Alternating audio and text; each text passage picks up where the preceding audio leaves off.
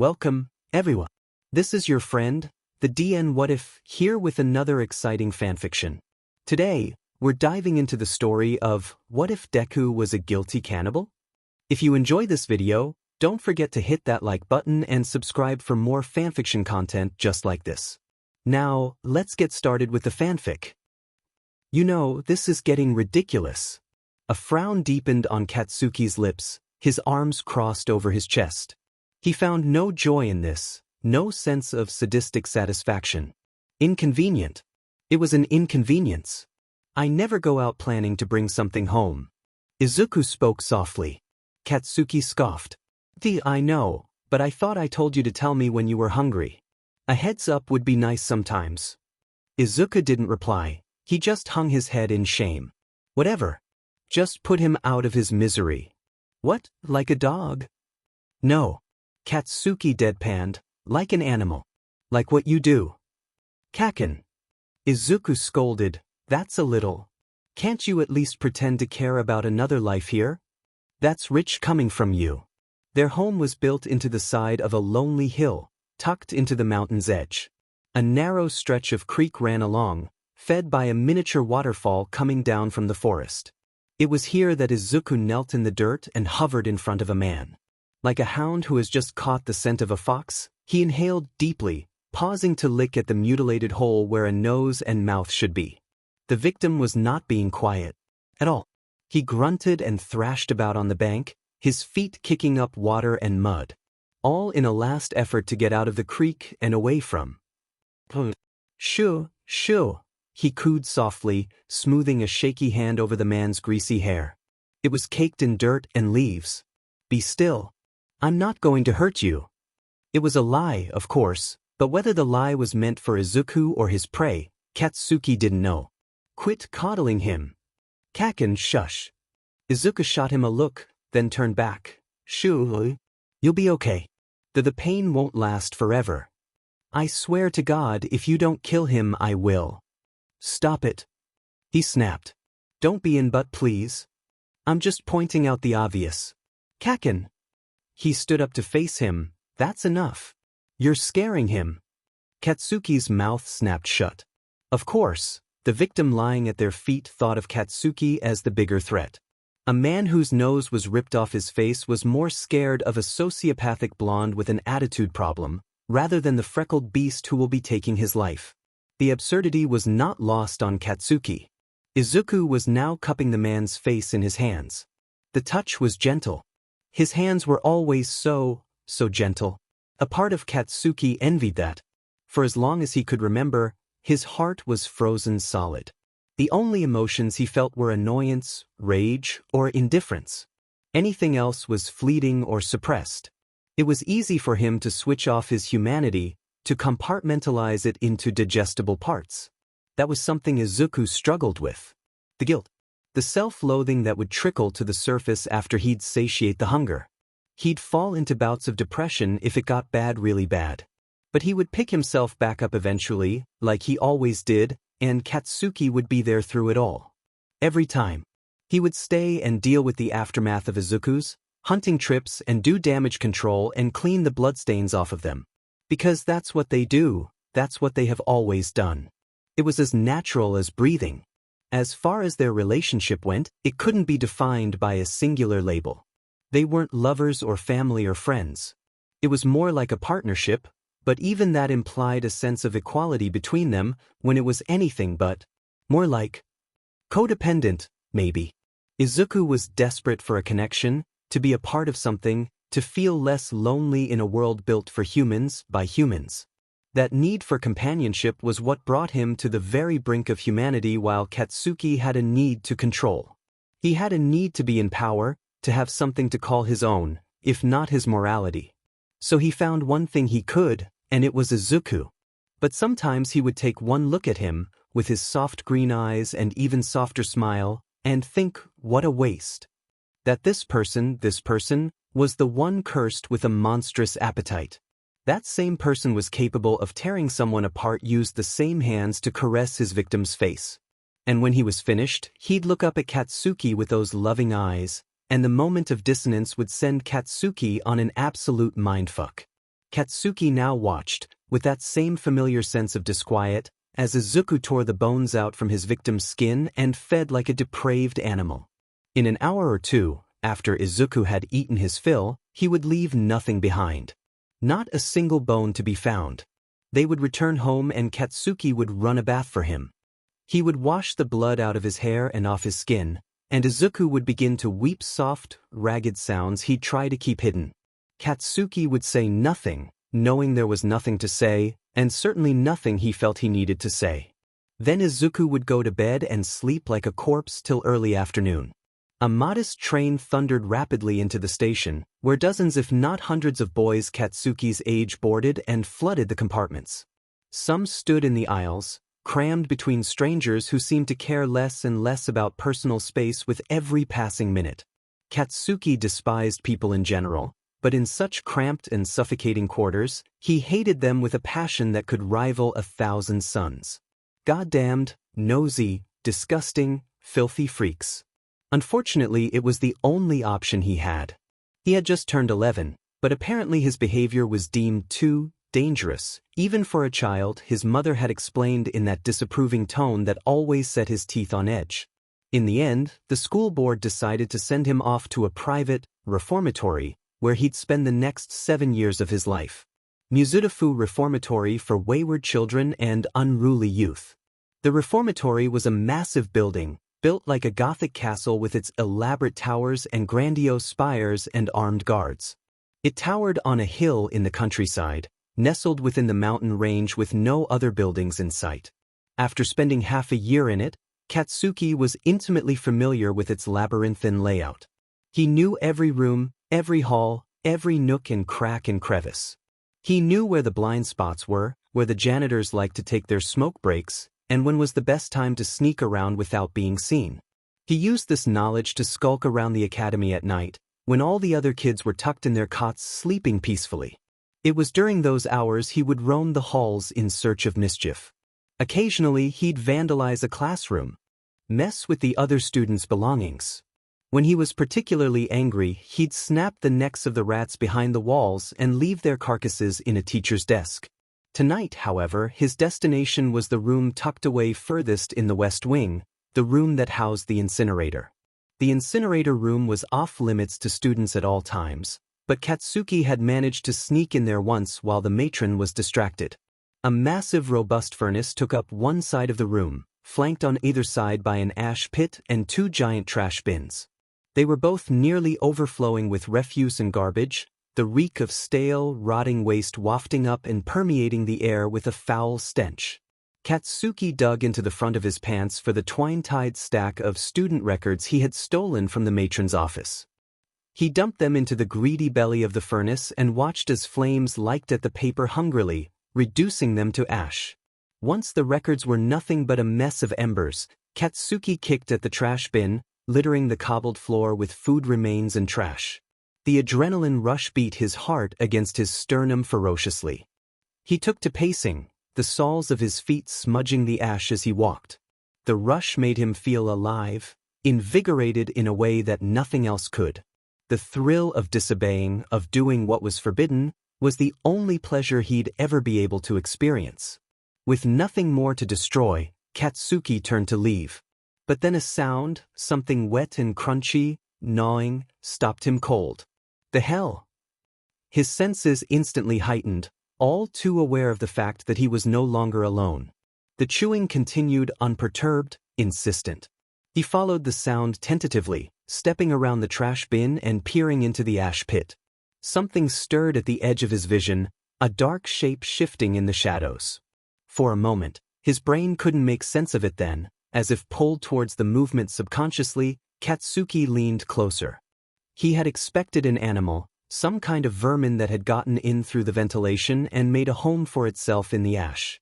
But no, a boy. He was hunched over, his back towards Katsuki's, his frame too thin. He was dressed in the uniform assigned by the school, except his was sodden with what looked like blood and grime. His movements were awkward and jerky, like he was unused to his own body as he fed on something too dark to identify. Katsuki had the sudden realization that he was witnessing something he was not supposed to see, and that the boy was, by no means, normal. He was just about to speak, to say something, when the boy's head whipped towards him. That was the emotion engulfed inside glowing, buggish, green eyes. Katsuki recognized it not because he felt it himself, but because he had inflicted it on plenty of others. The two boys stared at one another, the moment suspended in time. It was Katsuki who broke eye contact first, his gaze dropping to the dark, wet thing cradled in the boy's lap. It looked like a lump of meat, glistening in the poor lighting. Help. His voice did not match whatever he was doing. It was meek, almost childish, so very human. I see can't stop can't. Shut the hell up. The hissed response was automatic. The last thing Katsuki needed was someone drawing attention to them. The boy's pleading, teary-eyed look nearly caused him to GG. I'm so hungry, the boy whimpered, still clutching the dark mass. He took a step closer and instantly regretted it. That stench. It assaulted his senses, rancid and foul and horridly, revoltingly putrid. Katsuki clapped his sleeve over his nose, his eyes watering as he snarled. What the f is that? What are you eating? I don't. He sounded so pitiful and confused. I don't know. The boy looked down in complete and utter grief, his shoulders sagging. I am so hungry I can't. Katsuki's jaw ticked, his hands clenching into tight, painful ball as he ground his teeth together. This was the least favorable outcome. He wasn't expected to have to deal with a hysterical child. If only his morbid fascination didn't keep him rooted in place. Can't what? He growled. You better have a DMN good reason for stuffing your face with garbage, 'cause you really look like a sick freak right now. The insult seemed to have an effect, cutting deep. The boy's face crumpled, tears streaming freely as he began mumbling to the bloody mass in his lap. Takadashi-kun, sorry, I'm so sorry hic. Katsuki should have walked away from whatever mental delusions this ash pit boy was having. He should have. But he was intrigued, and that was a very, very rare occurrence. Who's Takadashi? Katsuki asked instead, watching as the boy rocked back and forth. My sniff my friend, he said, voice thick with misery. He lifted the bloody thing in the air, pressing it to his cheek, and Katsuki finally saw what it was, in that split moment of clarity. It was a decapitated head. It had been so mangled that the guy's identity could not have been discerned if the boy had not said his name. Katsuki found he did not feel much except for annoyance that he had once again gotten himself caught up in someone else's bullshit. You killed him then? He stated, is that right? The boy nodded. Katsuki's lip curled in response, disgust warring with that horrible, twisted interest. There was a lot of information he could garner from their situation now. The boy was obviously mentally unstable, and based on the way he was behaving, Katsuki could easily take advantage of him and use him to do whatever the hell he wanted. But first things first. How did you do it? He hiccuped around the lump in his throat. Dunno. Katsuki rolled his eyes. He was getting frustrated with the boy's vagueness. Bullshit, he retorted, closing the distance and dropping down to crouch next to him. Don't give me that crap, tell me how and do it in detail, or I'm gonna have something else to feed this furnace. What do you want? An explanation. Tell me how you did it, Katsuki commanded. You wouldn't believe me, he said after a moment, and you'd think I'm crazy. I already think you're crazy, Katsuki pointed out incredulously. Come on, tell me how you did it. Was it an axe? Or did ya do it real slow with one of those knives they keep in the kitchen? Tell me. Nah, not an axe. My teeth, he mumbled. Katsuki was about to make fun of him for that, when he realized what he had actually just said. You're bullshitting me. There's no way. The voice. His head. Not promise. No way. Katsuki found himself laughing in a manic manner, like how he did that one time he set his parents' bedroom on fire while they were sleeping. You're lying. There is no motherfucking way you did all that with just your mouth. That's not possible. I'm not lying, the boy repeated, his tone growing defensive. He looked at Katsuki with those big, round eyes, the green of them shining in the darkness. Prove it then. Katsuki demanded. If you're not lying, then show me. Use your goddamn teeth and tear a chunk right out of that. He waved a hand at the head. Prove to me you're not just talking out of your butt. Do you think there's something wrong with me? The fire crackled softly, its bright orange flames giving the surrounding area a warm glow. Izuku was wrapped in a woven blanket, his bare feet curled beneath him as he stared blankly into the fire. Katsuki was on his third beer. He'd proudly distilled a couple gallons of the liquid himself, sitting next to the other. Besides the obvious, he joked dryly. Izuku frowned, his shoulders caving in. Kaken, come on. Relax, I'm just messing, dus. Silence. I'm Izuku paused, glancing around, before he mumbled. Hungry. I'm hungry. They never explicitly talked about Izuku's binges after it happened, only ever before or during it. Now, only a week later, it seemed the conversation had come up again. Can't you wait? Izuku's head dipped. I don't think so. Katsuki sighed. He knew there was no stopping the inevitable, but usually the urges weren't this frequent. It was all about self-control in the end, and Izuku's self-control had been slipping. He was getting sloppy, not thinking before he acted, allowing himself to get swept away in the frenzy of consumption. How long? He asked, taking a long swig from the flask in his hand. 3 days. 4, maybe, Izuku replied, burying his face in the blanket. I've been trying to ignore it, but the last time I did that His voice trailed off, but Katsuki knew exactly what he was talking about. It had taken years for Izuku to confess the reason he was sent off to the reformatory school they'd met at. He'd allude to the incident, saying things like, I used to be out of control, and it was a mistake. But the truth came out in dribs and drabs during those late nights, as the truth tends to do, and the secrets that Izuku kept could not stay hidden any longer. He had, one night, fed on what he thought was a stray dog, only to discover the mangled corpse of a little girl at dawn. The little girl being his younger sister, that is. A carbon copy of him, feeder and all, who had taken his place in the world, and whose life he had ended by his own hands. Katsuki firmly believed in the ideology of survival of the fittest, so he didn't understand Izuku's guilt, and he never would. He was simply more practical than the other man. He'd told him on countless occasions that the girl's death wasn't his fault, that it was unavoidable and assured outcome, and that Izuku should just embrace the fact that at least the girl died by the hands of someone she loved. But his words had never been able to convince him. You have to pace yourself. Katsuki said, we'll get caught, and that's the last DMN thing we need right now. I know. Izuku whispered, curling into himself. Katsuki reached out to touch him, resting his palm against the small of his back. Izuku tensed briefly at the contact before relaxing beneath his touch. Katsuki had a habit of pushing and pulling, keeping a consistent distance between them. It's what kept Izuku so attached to him, constantly searching for any scraps of attention he would throw his way.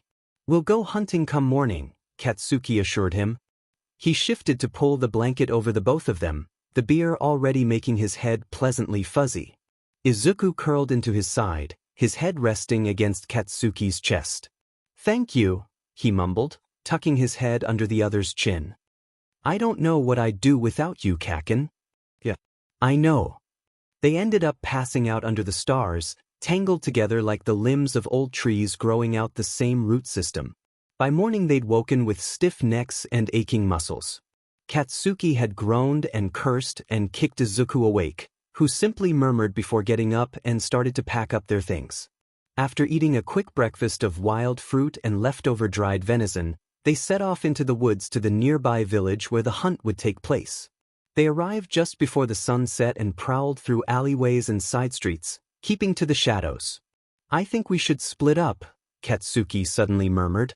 Izuku jerked to a halt behind him, an alarmed look crossing his face. What? Why? Last time we were here I heard rumors, he explained, about a family who disappeared a few weeks ago. The villagers claimed it was some kind of animal that got them, but I have a feeling it's another feeder. Okay, Izuku prompted, his confusion turning to an irritated frown. We've never had a problem with another feeder. Exactly. Katsuki huffed, annoyed that he even had to explain this. It's been way too quiet. Something's up and I don't plan on sticking around long enough to find out. I don't see the point in separating though. Wouldn't that make us more vulnerable? Less chance of being seen if one of us is captured. Katsuki pointed out. Izuku hesitated, clearly not liking the idea, the clingy BSRD. I don't like it, Izuku mumbled, looking anywhere but at Katsuki. You know I don't like it. Yeah, and? He shot back. I don't like this whole DMN situation, but you don't see me complaining. We go in, we do what we gotta do, and we get the hell out. If we don't return to the meet-up point by dawn, then we'll know something's up. Got it? Kaken. Katsuki ignored the indignant tone in the other's voice. Stop whining. He retorted, shoving Izuku away. This isn't about you. Try not to get yourself into trouble and stay out of sight. Kaken wait. But Katsuki didn't bother staying. He turned on his heel and disappeared into the night. To be honest, Katsuki had been itching to get some alone time. It liked Izuku as much as he could like someone anyway, but it frustrated Katsuki to no end how much power Izuku had over him. Izuku was supposed to look to him for guidance and listen to his instructions without asking questions, but lately, Katsuki felt like their roles were beginning to reverse. It had been a constant back-and-forth power struggle, and he was not going to give in. The pub reeked of smoke and sweat from the moment Katsuki stepped inside, the air so heavy that he could practically taste the grime. He was not a fan of the atmosphere, but he pushed forward anyway, taking his place amongst the crowd.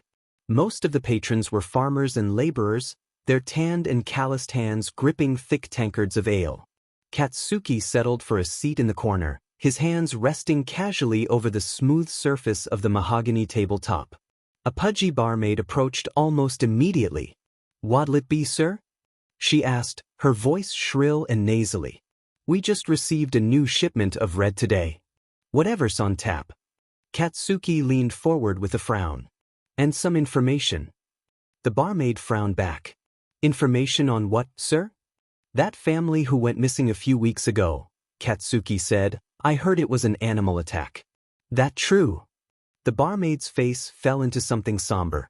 Oh, those poor people, what a DMN shame. They found half of that boy's body in a field, about a mile from their house, and the father was torn right open. The mother still hasn't been found. I went to church with, you know? Katsuki grunted, drumming his fingers against the tabletop. What kind of animal do they think did it? She let out a tired laugh. Hell if I know. A bear maybe? A wolf? A wild dog? Some rabid creature that lives in the woods? No one knows for sure. Creature? You ever seen these creatures yourself? He questioned. No, sir, thank the Lord, she replied, kissing two fingers and pointing them up at the ceiling, but I know plenty of others who've reported run-ins with them. That's so. He raised a brow. What did they look like, any of these creatures? Did anyone get a good look at them?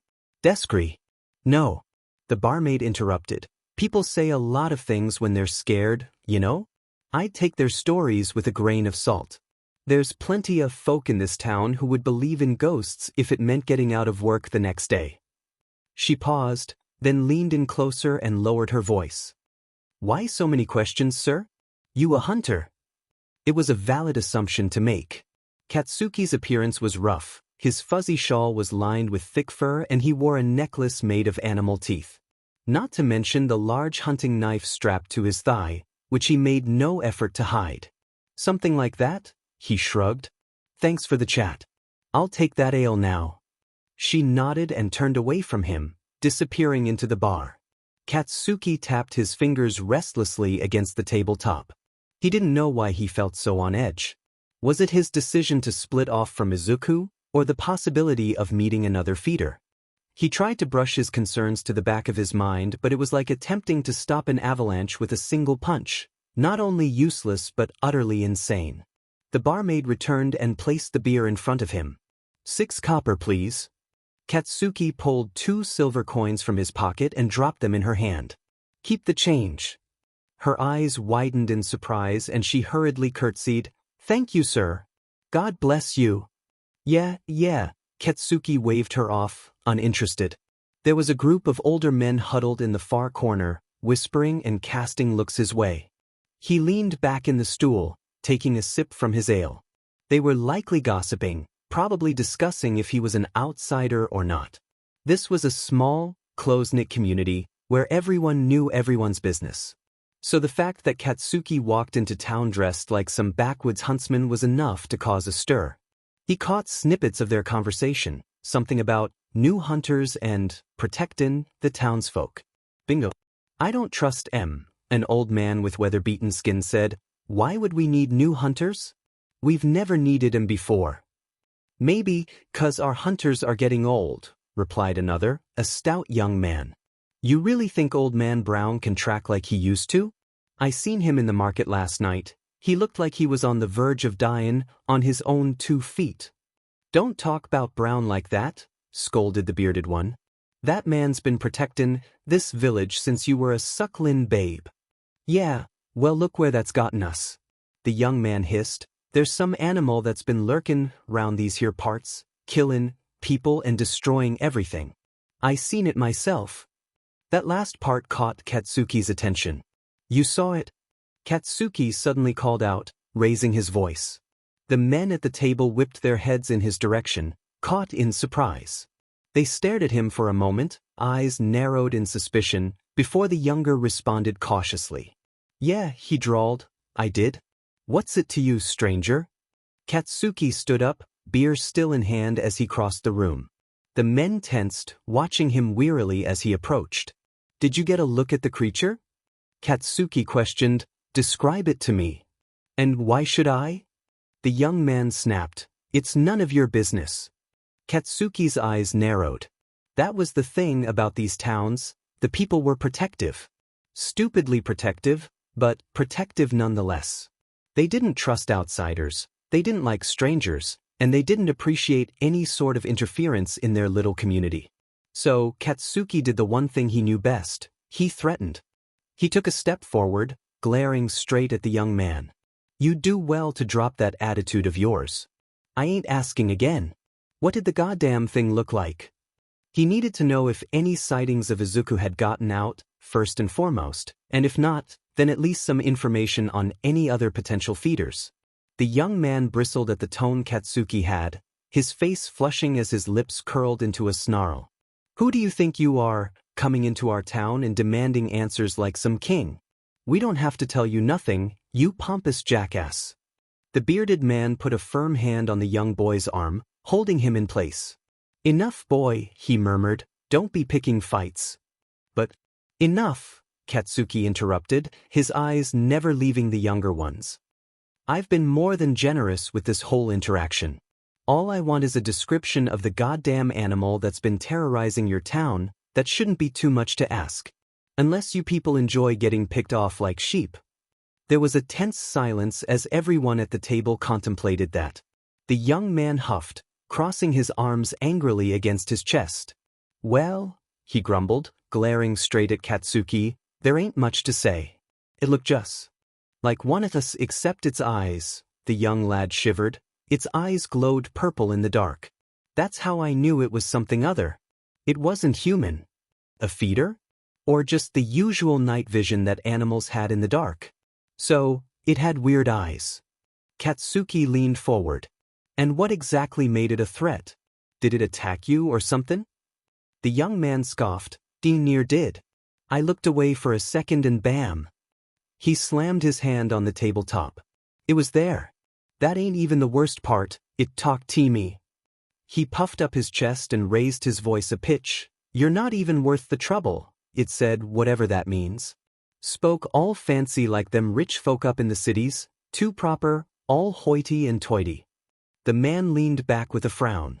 Well, no matter, 'cause I tell ya I ain't never goin' into the woods by my own after all that. I don't care how much payin' works out there.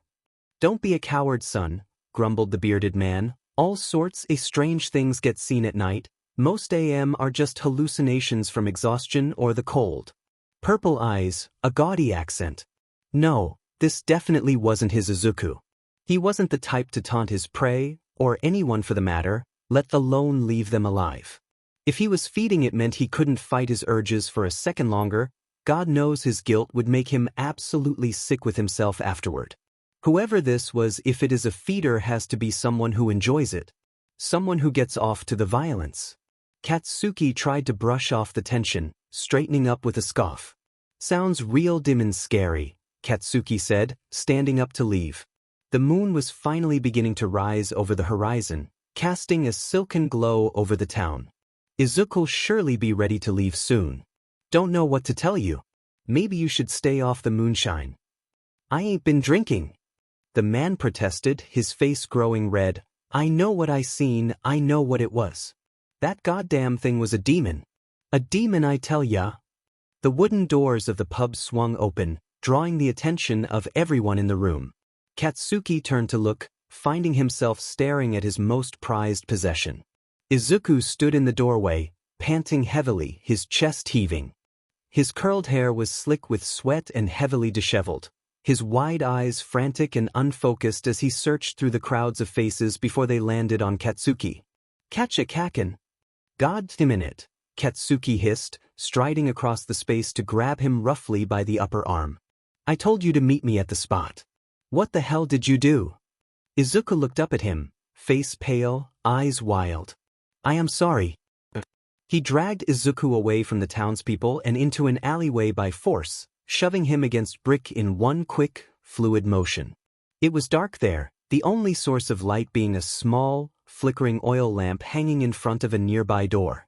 God damn it, you were supposed to stay out of sight.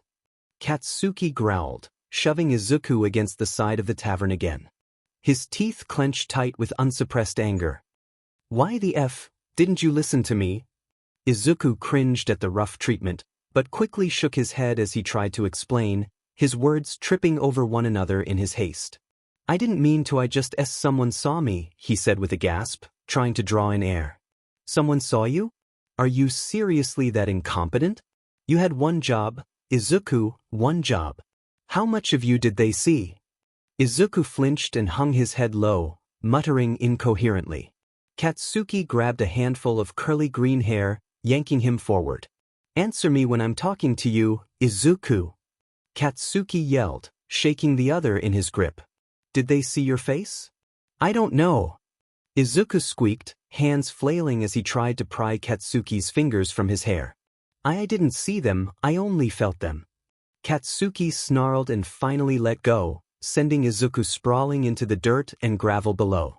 Izuku lay there for a moment, gasping in pained, ragged breaths and rubbing at the sore red marks on his arms. Katsuki pinched his nose in irritation, taking several deep breaths as he tried to quell his temper. What do you mean you felt them? He questioned, his voice tight. Stop beating around the bush and say it straight, I swear. They were a feeder. Izuku whispered, glancing up at Katsuki through his bangs.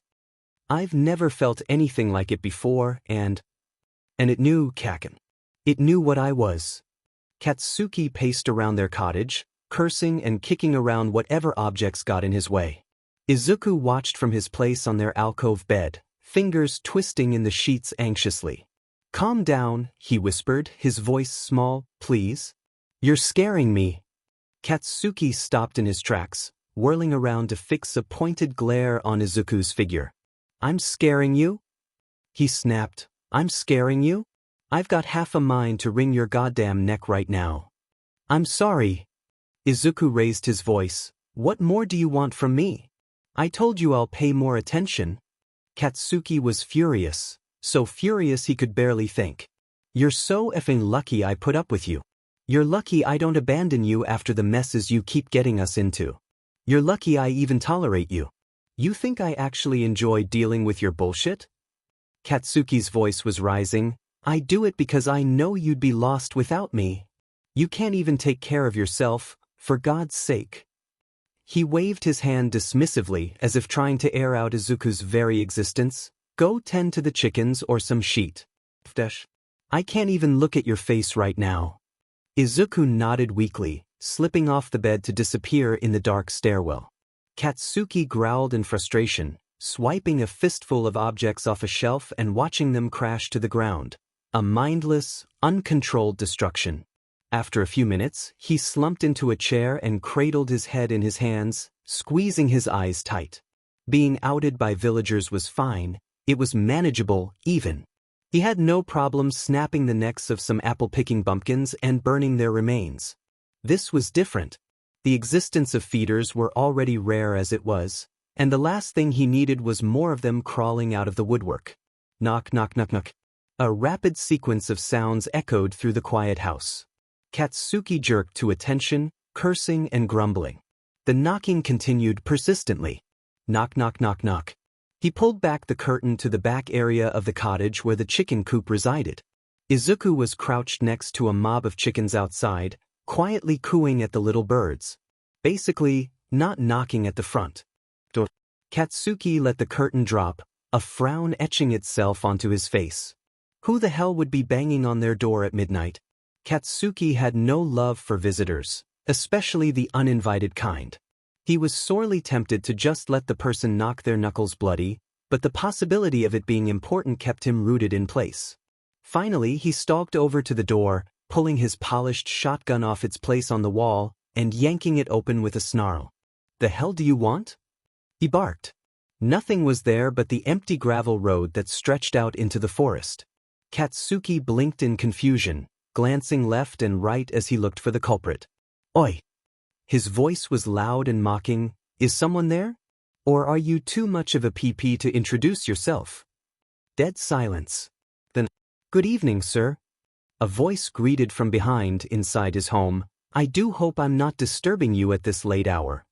Izuku sighed, holding Clarissa, one of the older chickens, to his chest. She clucked softly, pecking at his chin and ruffling her feathers. At least the chickens seemed to appreciate his presence, unlike Kaken. Izuku appreciated the silence. It wasn't fun being yelled at, even if it was his fault. He ran his fingers along the ridges of Clarissa's back. She made a low core sound in the back of her throat, blinking her beady dark eyes. "I think I've really done it this time, girl," Izuku murmured, sniffling weakly. "I just wish I wasn't so useless, you know? Kaken's so smart, and strong, and so good at everything. I'm not," he mumbled. "I just screw everything up." Clarissa cooed again, nudging his palm with the top of her head. It was a loving gesture, almost like she was trying to offer him reassurance. Izuku knew that was impossible. She was just a simple-minded bird, but it still made him feel a bit better. He gently let her off his lap and bent to stand when suddenly an overwhelming presence surged through the small area. The air instantly felt thick and claustrophobic, choking the breath out of his lungs. Izuku slowly turned, his eyes landing on the door leading to the interior of the cottage. It was the same feeling he felt in the village, except now, 100 times stronger. His body went cold, and his heart started thumping loudly in his chest. "I am going to check something real quick, all right?" he told the chickens. They just blinked at him. He darted out towards the cottage where the front door was already open, swinging in tune with the whistling wind. "Kaken," he called out hesitantly, "where are you?" No one answered. Izuku's face scrunched in confusion. "Kaken," he called again. No answer again. Izuku bit down a whimper as his eyes flicked around the kitchen. "This isn't funny," he whispered shakily. "I know you're mad, but you don't have to scare me like this." And the silence that followed was utterly chilling. Izuku clawed at his scalp anxiously, muttering to himself. The presence was suffocating now, seeping into his bloodstream, infecting his senses with the urge to fight, defend. As if guided by an unknown force, Izuku's feet led him to their bedroom. He inhaled and gagged decay, rot, death, the scent of another feeder. It was unmistakable now. There was a man looming over Kaken's desk, flipping through a notebook calmly. Tall and shadowed, his eyes gleamed like polished amethyst. "You're not Kaken," he hissed defensively, baring his canines. "Who are you?" The stranger didn't react to the obvious threat. He simply looked at him, unmoving and unbothered, with a calculating gleam that made Izuku wary. "You're the little feeder I saw at the village," the man mused, his voice smooth and deep. "My, what a curious thing you are." Izuku growled, saliva bubbling at the sides of his mouth and trickling down his chin. The man tilted his head, expression still frustratingly stoic. In the dim lighting of the room, Izuku caught onto his features: sharp jaw, straight nose, high cheekbones, and a head of silky violet hair. Izuku was reminded briefly of a panther, all lean muscle and silent prowl, waiting, observing. "Ah yes," the stranger said, closing the notebook with a thump. "The human you've been cohabiting with, correct? Although I suppose handler would be a more apt description, judging by the way he speaks to you." "Where?" "He." Izuku ground out, his patience thinning. Calm yourself," the man commanded. Izuku froze, breath caught in his chest. He was stunned to find his body obeying the stranger's order. The violent fury that was consuming him moments ago suddenly quelled in a matter of seconds. A switch had been flipped, and the feeling dissipated with abrupt finality. "That's better. I do loathe excessive violence, and you were on the verge of pouncing on me, weren't you?" Izuku stared at him dumbfounded, feeling strangely violated. It was unnatural to have an instinct suddenly ripped out of him.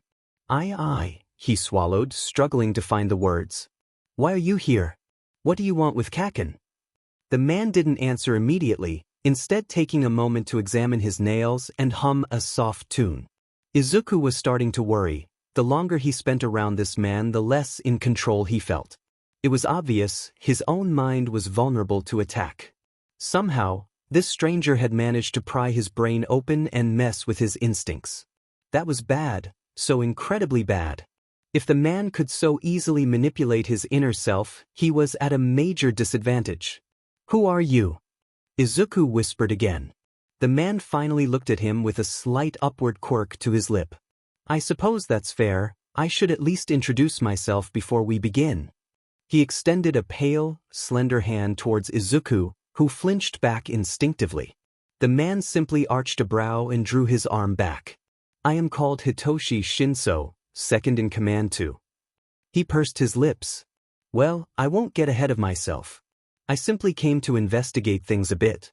I saw you in the village, hunting quite sloppily. So I was a bit disappointed, I suppose," he said, casually inspecting the various knives and weaponry that adorned the walls. "Disappointed?" "Yes," the stranger Hitoshi replied. "You were careless, unpolished like an untrained pup, really. I mean, for a pureblood." Izuku raised a sluggish eyebrow at the unfamiliar word. "I would expect a bit more poise. But no matter." He leaned against the desk with a sigh, eyes flickering towards the paintings Kaken hung on their walls. "Back to the subject at hand. Your handler is alive and well, and he will continue to be, so long as you come home." Izuku's shoulders sagged in relief, the tension leaving his body like a tide.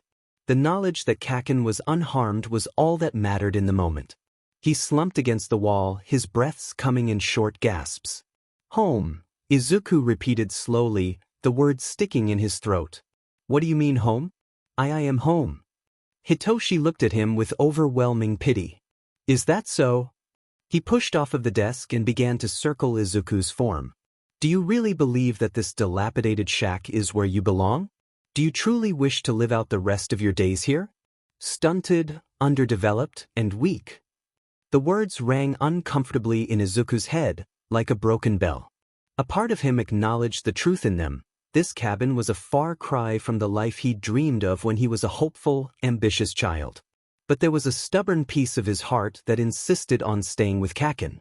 Izuku couldn't leave, because Kaken was his person, the one person who'd stayed when every other person had been eager to throw him away. When his own mother had abandoned him. It was only right that he stay loyal. "No, don't speak," Hitoshi said, moving forward to cup Izuku's face gently. "I know what you're going to say. You've been fed nothing but lies and false promises. You don't know the first thing about yourself. About who you are, or rather what you are capable of. You are a pureblood," Hitoshi went on, his voice deep and soothing. "The most powerful and noble kind of feeder. You have strength in you that far surpasses those of the common variety. That," he looked out the window, "is why you should be with us, with people who can understand and nurture you. I can't, Kaken would never allow it." Something flashed across the stranger's face at that, a barely suppressed emotive flare. It was gone in a moment though, replaced once again by his previous calculated disposition. You do realize you're being used, yes? Used. The word echoed in Izuku's head, bouncing off his skull and tearing into his brain. What? I said, Hitoshi repeated, tilting his chin down to better meet his eyes. Do you realize you're being used? Izuku bit down hard on his chapped lip. He could feel the stranger's presence crowding him, heavy and imposing. He wanted to back away, or even flee outright, anything to escape that oppressive feeling. But he stayed rooted to his spot. Answer me. Yes. The command opened Izuku's mouth and pulled the words from his throat. Yes, I know. Now please go away. I don't want. I will do no such thing. Hitoshi interrupted, his voice flat. Listen to me, and listen closely, because I will not repeat myself a third time. You will return home with me to the nest where you belong. Tonight. I will allow you to collect your belongings. I would hate to deprive you of your few comforts. Then, you and I will be leaving, and you will no longer need to concern yourself with the likes of your handler ever again. The words were spoken softly, almost kindly, but Izuku would rather have been backhanded and cursed at. The thought of leaving all that he knew, of abandoning Kaken, it was too cruel. You don't understand, he protested weakly, his voice barely a whisper. I can't just, he sniffled, and the next words sounded so infantile, even to his own ears. Can Kaken come? Hitoshi sighed, looking sorrowful. His eyes flicked over Izuku's face, pausing on the small tear streaks that were beginning to form at his eyes. His fingers traced the curve of his chin, wiping away a stray tear. Is that what it will take? Izuku nodded frantically. Yes, yes, if you could bring Kaken, I will go, just please, don't ask me to leave him. Under one condition. Izuku nodded again. At that moment, he'd have given up anything in order to keep Kaken safe and by his side. He must agree willingly. No force, no coercion. And if he does, he will work under you, of course. Katsuki blinked blearily, a molten headache swelling between his temples. The first thing he registered was the darkness, followed by the smell of mildew and damp wood. The next realization was much worse. He was unable to move. His legs were cramped, with his arms tied behind his back and his back resting on a cold wooden surface. It was like he was sitting in a chair, but the chair felt more like a board than anything comfortable. He inhaled and let out a low, rough groan that rattled in his lungs. Why isn't he getting up? I thought you said you didn't hurt him. I didn't, I merely used a form of mental manipulation to stun him. He is unharmed, I assure you. The hushed murmuring echoed in his fuzzy head, making it ache further with the effort to comprehend the words. Once his senses returned, he found Izuku's freckled, pale face hovering over him, eyes wide with worry. Kaken? Izuku whispered, his voice breaking. Katsuki groaned as tried to sit up again. The F is going on? There was a presence in the corner of the room, a dark silhouette that was just barely visible through the gloom. Oh, thank goodness you're okay. He sighed in relief but tensed up as he looked over Katsuki's shoulder at whatever was behind him. I'm okay, just don't freak out. Izuku fidgeted with his fingers, looking far too guilty than Katsuki would have liked. We were still home, in the shed. Please. I promise I'll explain. Don't freak out. Katsuki barked out a hollow laugh and let it die on his tongue. Izuku, I can't feel my goddamn legs.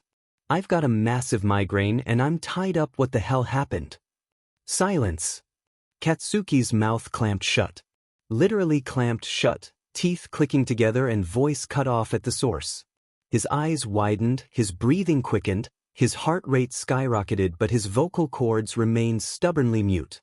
It was as if someone had shoved a wad of cotton down his throat, muffling all sound and smothering his voice. His gaze darted to Izuku in disbelief. Did he do this? But Izuku looked equally as upset, maybe even more so. You didn't have to do that, Izuku muttered, a trace of irritation underlying the words. He wasn't going to do anything. The shadows shifted, taking the form of that man. He was the strange intruder from before. Katsuki tried to recall the memory of seeing him in the cottage, but couldn't focus past the pain behind his eyes. On the contrary, the man replied, walking towards them. I would prefer not having to deal with his tiresome shouting. But you've only made him more stressed, Izuku whined. And I told you, Kaken won't cause any trouble. He listens to me. The man knelt down in front of Katsuki and grabbed his chin roughly, tilting his head upward and examining his face. Katsuki narrowed his eyes in disdain. His hands clenched and unclenched in their binds, and he jerked his body forward in a futile effort to break the ropes. There was no give. It only tightened around his wrists and caused a sharp pain to shoot up his arms. Right, Kaken? You'll listen? His mouth opened and closed uselessly, and he could only manage incoherent grunts of protest. See? He's harmless. The hand released his face and Katsuki's head dropped with it, chin hitting his chest. Harmless wasn't the word he would have used, but he couldn't dispute it with his current circumstances. Not only had Katsuki been incapacitated for the second time that night, but now he was being talked about like a goddamn dog. So, Izuku started, his voice unsteady. We don't really have a lot of time. We've been invited to join a community of sorts. You've been invited, the man clarified. Yeah. Izuku looked down, rubbing his arms sheepishly. He hurriedly continued, I promise it's not as bad as it sounds. They're a group of feeders, just like me, who live together in a sort of nest, the man interrupted. That is what it is called in our community. Katsuki narrowed his eyes as the two continued finishing each other's sentences. Who the hell did this guy think he was, just waltzing in here and taking everything? Katsuki owned his voice, his body, Izuku? And Izuku was just letting him. And maybe that's what bothered Katsuki the most in this situation.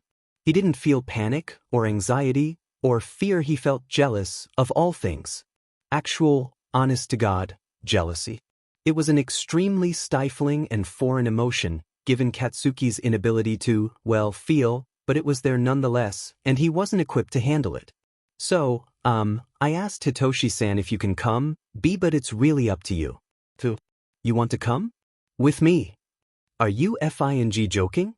Finally his voice returned, hoarse and guttural.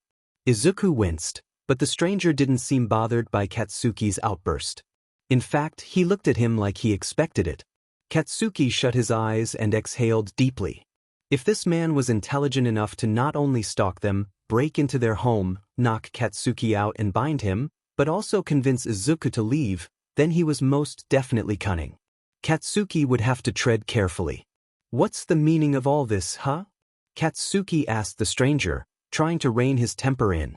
Why go through all this trouble just for Izuku? Why not just, I don't know, kidnap him and be over with it? Kidnap him? Hitoshi raised an eyebrow. Why on earth would I do such a thing? I'd rather not resort to violence unless necessary, and I'd prefer if you didn't insult me by implying I was a savage. Katsuki bit back a sharp retort, gritting his teeth instead. He'd very much like to spit in this guy's face, manners be damned. But there were too many unknowns here, and 1,000 possibilities that could end very, very badly. So, he had to play nice for now, otherwise he'd end up losing Izuku and his chance to kill the man. Violently, preferably with his bare hands. All of that would have to wait. His red eyes flicked back to Izuku, who was looking at him hopefully. Let me get this straight, Katsuki said slowly, forcing the words out. You want to go with this guy? Izuku nodded tentatively. And live in his, he paused. Nest. He spat. Another nod, more certain this time. And you want me to come with you? Yes, Izuku replied, his eyes wide and pleading. Yes please. Katsuki looked back at Hitoshi, who was watching them intently. Insufferable prick. Katsuki exhaled slowly. Fine then. He furrowed his brows. What's the catch? Hitoshi leaned back and crossed his arms, giving Katsuki a thoughtful look. The catch, as you put it, is that you will work under Izuku. Katsuki's face twisted into a violent scowl. What, like SLV? Hitoshi's expression remained unbothered. SLV, butler, assistant, call it what you will. Regardless, you will work under Izuku, he responded plainly. In addition, you will refrain from showing aggression of any kind. Any physical acts of violence will result in immediate punishment. This will include but is not limited to striking, biting, throwing, and shouting. And if I refuse? Katsuki growled. Izuku looked like he wanted to cry. If you refuse, Hitoshi said, his expression hardening, you will be left behind. Izuku and I will be leaving regardless. You can choose to rot here, for all I care. The words stung, the blatant threat of abandonment hitting him full force. As far as he could tell, Hitoshi wasn't the type to lie. He'd really leave Katsuki stranded with only a couple of chickens for company. Not only that, but he'd be leaving Izuku to this stranger's mercy. It was a lose-lose situation. His fists were clenched so tightly they shook, and his teeth grinded together almost painfully. Katsuki was forced to swallow his pride and bite his tongue, which left a nasty taste in his mouth. Fine, let's go already. The lavish, open barouche drew up to the manor's entrance, its polished panels reflecting the morning sun.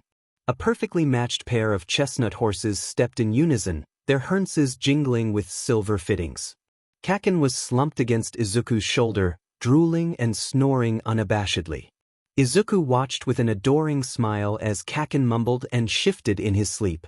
He looked beautiful like this, all soft and peaceful. It was like a dream to see him so relaxed. God knows he'd spent the past 10 years of his life under constant stress.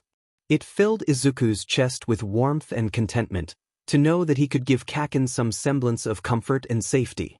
His hand traced featherlight across the smooth, pale skin of Kaken's neck, gently touching his Adam's apple before skimming over his pulse point. When he didn't stir, he let his fingers trail through the soft, fluffy wisps of ashen hair at the nape of his neck. It was so different from the usual spiky mess it always was, delicate like spun sugar. A soft ahem jolted him out of his thoughts. He turned, only to see Hitoshi sitting there and observing the display of affection. He cleared his throat. We've arrived. Oh, Izuku said in a daze, right? He gently shook Kaken awake, who was starting to stir and mumble irritably. A few more shakes, and his eyes finally snapped open. What where? The hell? Kaken's words stalled once he took in the sight of the large, extravagant estate before them. Izuku followed his gaze and felt his expression flicker between shock, confusion, and finally awe. The manor stood like a miniature palace, perched on a ridge that overlooked the rest of the property. It had been crafted with a romantic eye for detail, quartz white columns supporting the entrance as ivy snaked its way up the walls, twisting around huge windows with a determined fervor. Even though the manor was situated in the middle of a dense forest, the gardens surrounding it were extensive and manicured to perfection, with colorful wildflowers filling every corner. An array of servants milled about the area, carrying luggage from the carriage and tending to the horses. Quite a sight, isn't it? Hitoshi murmured, eyes tracing over the building's face thoughtfully. It took many, many years to construct this estate. My ancestor's vision was unrivaled. He desired absolute solitude and isolation, and he wanted a place where our kind could live and breed in peace. So, he built this manor with his own 2 hands. The door of the carriage was wrenched open by a servant. He stood to the side, allowing them to exit in a silent invitation. Hitoshi rose to his feet and gracefully stepped out, adjusting the cuffs of his pristine dress shirt. Izuku glanced at Kaken and held out a hand, who, after a moment of hesitation, grabbed it. He stumbled as he clambered out of the carriage, cursing as he nearly fell. Izuku helped steady him, a small grin playing on his lips. Careful. Kaken glared. Careful, he repeated, imitating Izuku in a high voice. Izuku laughed and shoved him playfully, which only earned him a sharp oomph and a rough punch to his shoulder. Please be silent, a servant in a monotone voice spoke, opening the grand front doors. The lady does not do well with loud noises. Kaken's face immediately closed off, becoming expressionless once more. He shoved his hands in the pockets of his shoddy coat and stalked forward, his shoulders raised and tense. Izuku hurried after him, giving the servant a small, apologetic smile. The foyer was expansive, a towering, arched ceiling high above that supported a glittering crystal chandelier, its teardrop-shaped crystals dangling. The hardwood floors were polished to a mirror sheen, a soft tap-tap-tap with every step as Izuku followed Hitoshi. A couple rules for you to remember. Hitoshi began, his footsteps light and steady. 1. Never enter the ladies' study. 2. Do not wander anywhere outside the manor without supervision. We live in a remote location for a reason, especially you, Izuku. Our final and most important rule, do not go anywhere near the West Wing at any time. Kaken scoffed. Why not? What kind of bullshit rule is that? A necessary one. Hitoshi responded, his expression hardening. We need structure in order to remain safe. And that starts with order, which starts with how disciplined you are. His gaze slid over to Kaken. Which brings us to your job. Human servants are not permitted to wander about the manor without his lord's supervision, Hitoshi continued. You have been assigned to Izuku. You will help him with any needs he may have, such as drawing baths, preparing food, so on and so forth. When we are hosting social events, you will act as his personal escort of sorts, making sure he is not, in any way, inconvenienced. A servant led them into a long hallway, past various rooms. One was filled with a vast array of weaponry. Another room held an enormous library and multiple leather armchairs, and yet another room held a billiards table. As they walked, Izuku noted how everything within the manor was excessively beautiful, with silk drapes and velvet furnishings. It was as if every luxury possible had been crammed into one building, making it an overstimulating maze of opulence. Hitoshi came to a stop at a set of cherrywood doors. He turned to face them, eyes studying. These are your quarters, Izuku. Do you wish for your servant to stay with you? Yes, of course. Izuku answered immediately. He could feel Hitoshi's disapproving gaze, but he stared determinedly back, refusing to waver. Hitoshi's lips pursed. Very well then. He pushed one of the doors open. I will see you by 6 p.m. sharp for supper in the Grand Hall. Make yourselves presentable. The bedroom was extravagant. There was a king-sized bed, a walk-in closet, an ensuite in the attached bathroom, a full bookshelf, and glass-paned doors that led to a balcony. Izuku gaped. Wow, he muttered, his mouth dry. He hesitantly took a few steps in, feeling out of place. Tikish, Kaken shrugged, stepping into the room. It's all right. What do you mean, all right? He looked at him in disbelief. This is amazing, you could fit an entire other cottage in here. Kaken looked at him in disgust. You're so easy to please. It's almost sad. He immediately took it upon himself to begin snooping through the room, checking behind the dressers, looking underneath furniture, peering into the closet. He jerked open a drawer in the bedside table, only to find a neat stack of papers. He thumbed through them. Junk? More junk. What are you doing? Searching. He closed it with a slam. For what? Weapons, obviously, Kaken said, like he was an idiot for even asking that question. We're in a stranger's home, God knows what we might need to fend off if things get bad. I think we'll be fine. Izuku sat on the bed, relishing in the softness of the goose feather mattress. The pillows were plumped to perfection. I trust Hitoshi, you don't have to worry so much about it. Kaken looked at him like he was insane. You're kidding me, right? Of course they're gonna hurt us. Why do you think that? Because, he replied, rummaging through the wardrobe, that's what everyone does. Everyone always betrays you. Every last person, if they're given the chance. There was a bitter glint in his eyes, as if the depressing statement was aimed towards Izuku himself. Then, it was schooled into something more cocky. Take your mom, for example. Izuku's fingers clutched the bed frame, his knuckles turning white. Kaken, don't. Kaken didn't even spare him a glance. She left you, didn't she? Just dropped you off at some orphanage and bailed. The familiar twist of pain shot through him, a stab in the stomach. Enough. Izuku murmured, I don't want to talk about this. Kaken ignored him, continuing to search through the room. Why did she leave anyway? Were you not good enough for her? Did you do something wrong? Kaken, shut up. I'm being serious, I don't want to talk about this. Kaken slammed the wardrobe door shut. I'm serious. Why'd she leave? You know why. Right, yeah. How did I forget? That one was your fault. Guess that's what happens when you maul your own sister. Izuku inhaled, trying to compose himself. Kaken was just lashing out. It was a defense mechanism more than anything else. He was probably anxious about the current situation, and he was taking it out on Izuku. He's just trying to pick a fight, and Izuku was not going to stoop to the same level. He needed to be the level-headed one in their partnership.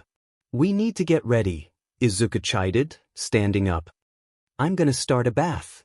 Kaken hummed absent-mindedly, still busy checking the walls for secret compartments. Izuku shut the bathroom door behind him and exhaled heavily. He could still feel the beginnings of tears welling up in his eyes. It was stupid. He was far too old to cry over his mother, and especially over Kaken's words. He knew he didn't really mean them, he was just being a JRK, and Izuku shouldn't let such things affect him. Izuku shut the door to the bathroom and turned the knobs of the tub. Water spilled out as he carefully adjusted it until steam filled the room. He poured in some jasmine-scented soap from a glass bottle by the tub, watching as it turned the water pink. He was able to enjoy the soothing heat for 2, maybe 3 minutes, when the bathroom door slammed open. "What?" Izuku snapped irritably, the tear stains on his face evident. "I thought you were looking for weapons, not harassing me while I try to bathe." Kaken mocked him under his breath and walked into the bathroom, shutting the door behind him and already beginning to strip. "The place is clean." His jacket was tossed aside, his shirt half unbuttoned. No traps, no guns, nothing. Whoever's in charge here is smart about it. He kicked off his boots and began to unbuckle his belt. "Or maybe," Izuku drawled, resting his cheek on the edge of the tub, "they don't have any of that at all. Ever think about that?" "No. No one's that stupid. I bet it's all in that west wing of whatever the F dashed." Kaken paused, midway through pulling off his undergarments. "And don't stare, it's gross." Izuku flushed. "I'm not staring," he mumbled, still staring. Angry at Kaken or not, it was hard not to. Kaken rolled his eyes and stepped in the tub.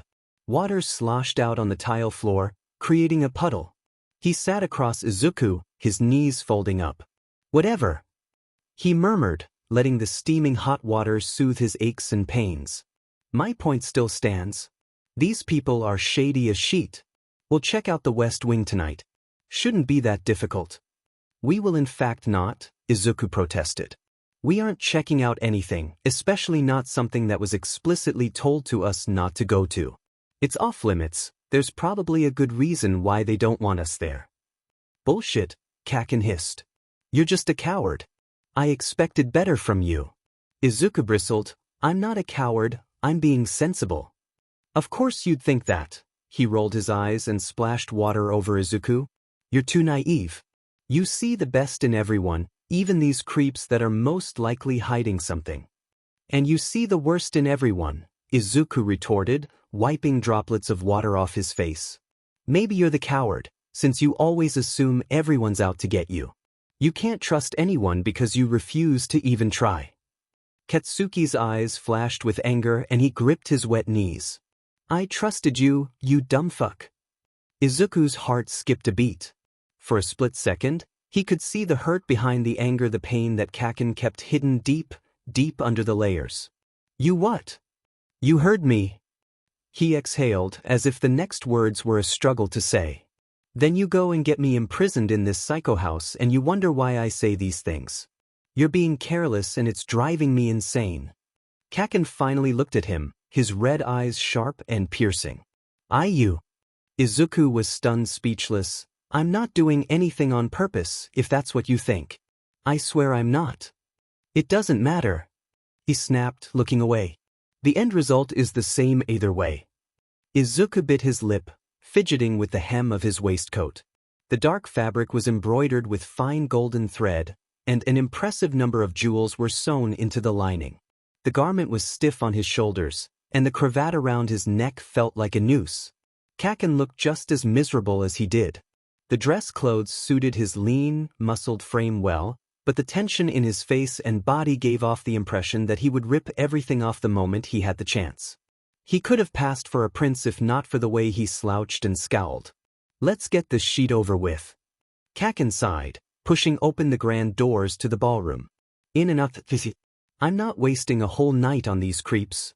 The dining hall, like everything else on the estate, was massive. High ceilings disappeared in the shadows above and large windows were flung open, each displaying a magnificent view of the moonlit forest surrounding them.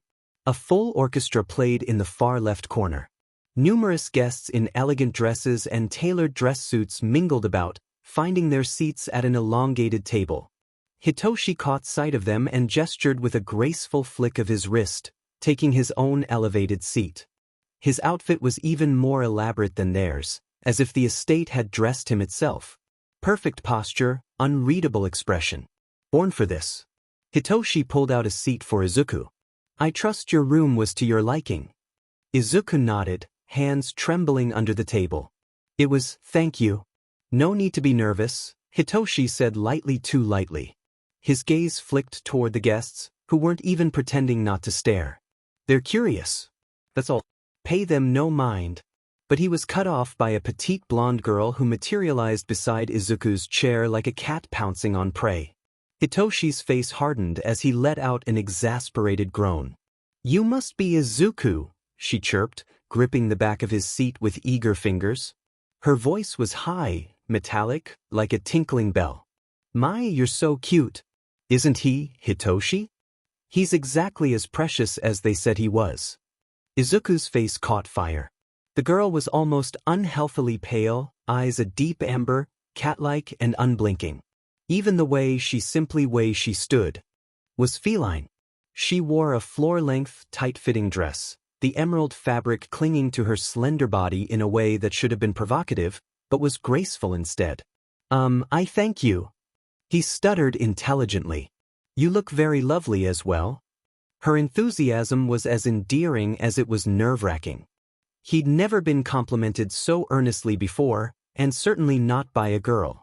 Hitoshi clamped his hands on the girl's shoulders. She squeaked. Try to act your age, will you? I'm just being honest, she protested, squirming from his grip. Just look at his hair, look at his eyes. He looks just like Hisashi-san.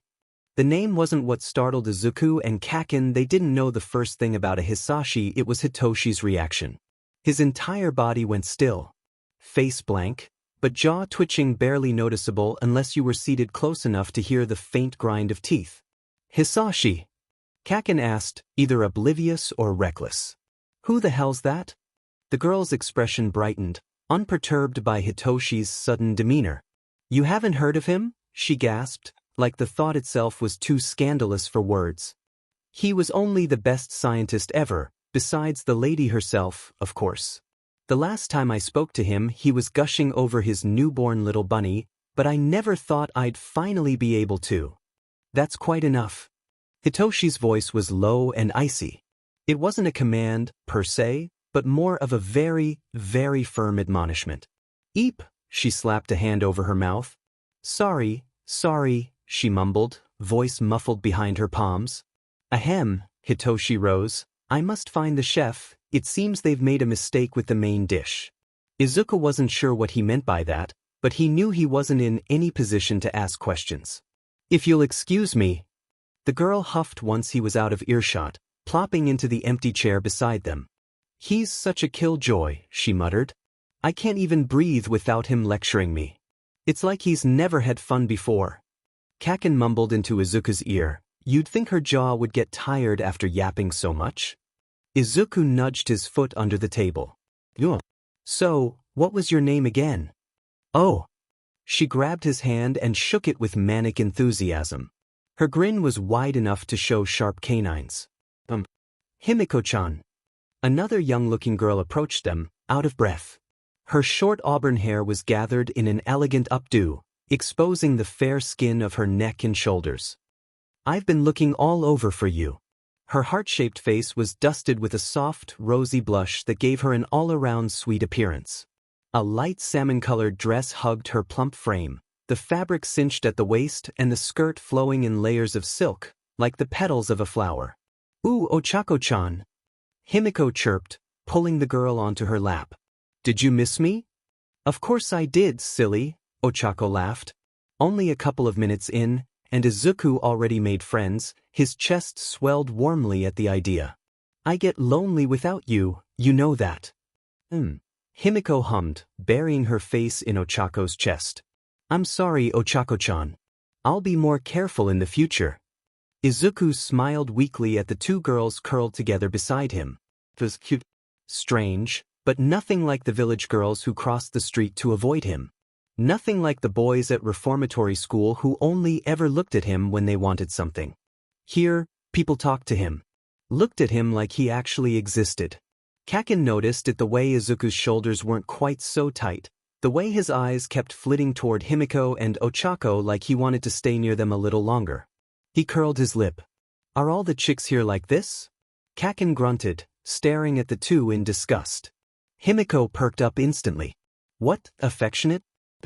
We're all very close in the nest. You'll get used to it. Don't count on it. Kaken scoffed. Izuku nudged him under the table again. Harder this time. Kaken. But he only slouched deeper into his chair, arms crossed like a barricade. Another figure approached the table. Silent, composed, appearing beside them without a sound. His suit was stark white, hair perfectly parted, half red, half white, expression unreadable. Izuku, the man said, testing the name like he'd only heard whispered. May I sit? Izuku nodded quickly. Katsuki didn't bother looking at the guy. He looked young, almost the same age as them, although his multicolor eyes had an ancient taste of melancholy embedded into them. His skin looked smooth to the touch, except for the marred skin on the left side of his face, the skin there glossy and puckered.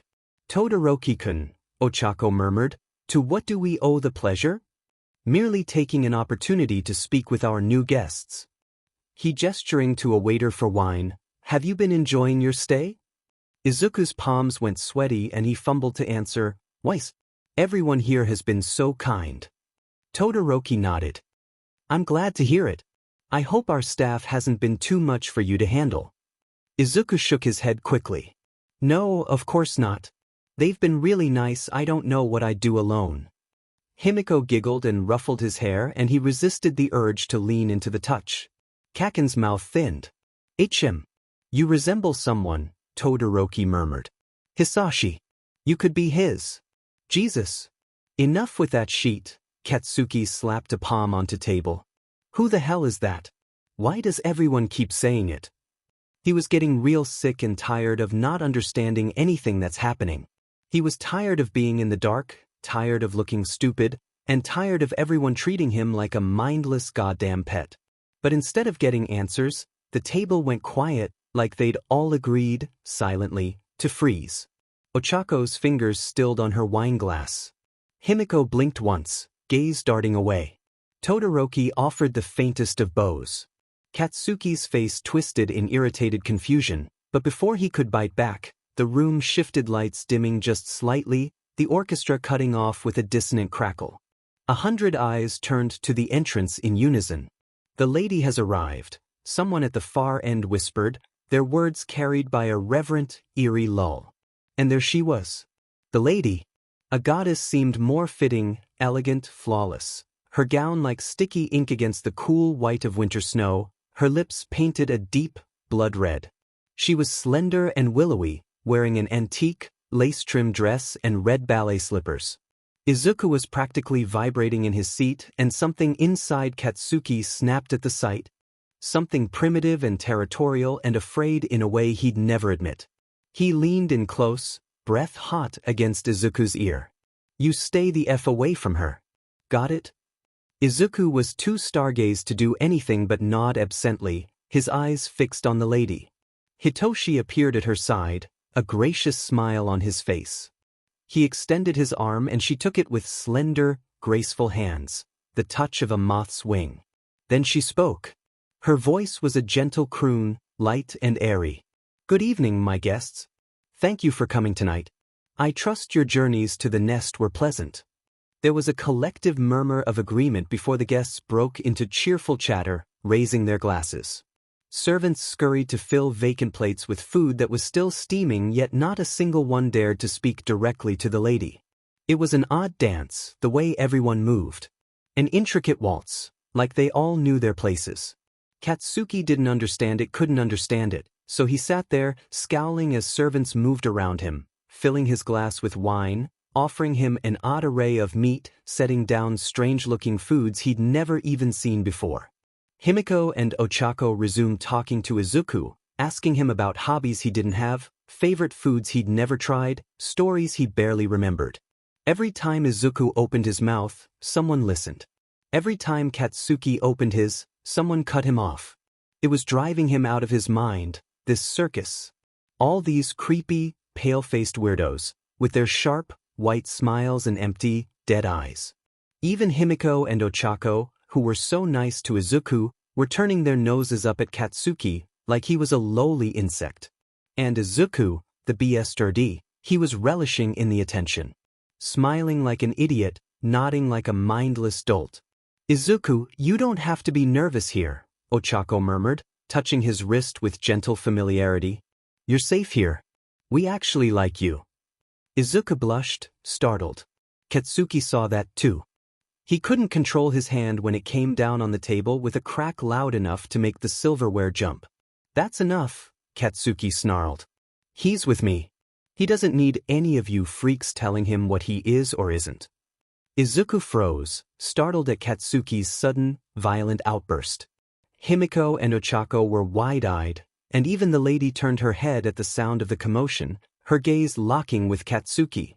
Her lips curled into a slight smile. Hitoshi was the one who spoke up, eyes narrowed as he stared down at Katsuki. "Careful," he drawled, "you'll embarrass yourself." Katsuki's glare snapped to him, eyes burning. Izuku grabbed his wrist under the table. Desperate. "Please," he mouthed. "Please stop." Katsuki jerked his arm away so roughly Izuku's chair scraped. "Oh, now you care what people think?" he hissed. "Now you give a DMN about how you look?" Izuku's breath hitched. "Kaken, I'm just trying to—" "Yeah." Katsuki spat. "Trying to what? Impress them? Fit in? Pretend you're not." He cut himself off, chest heaving. "No. This. For you and your little friends, and every other fake BSUD in this room and— He shoved his chair back so fiercely it toppled. The guests gossiped to each other, exchanging curious, appalled glances. Izuku sat there, numb from head to toe, his cheeks burning from embarrassment, from shame, from hurt. Katsuki gave him one last fiery glance before storming out of the dining hall, boots echoing loudly across the marble. "Fucking piece of shit, stupid FNG bastard, idiot."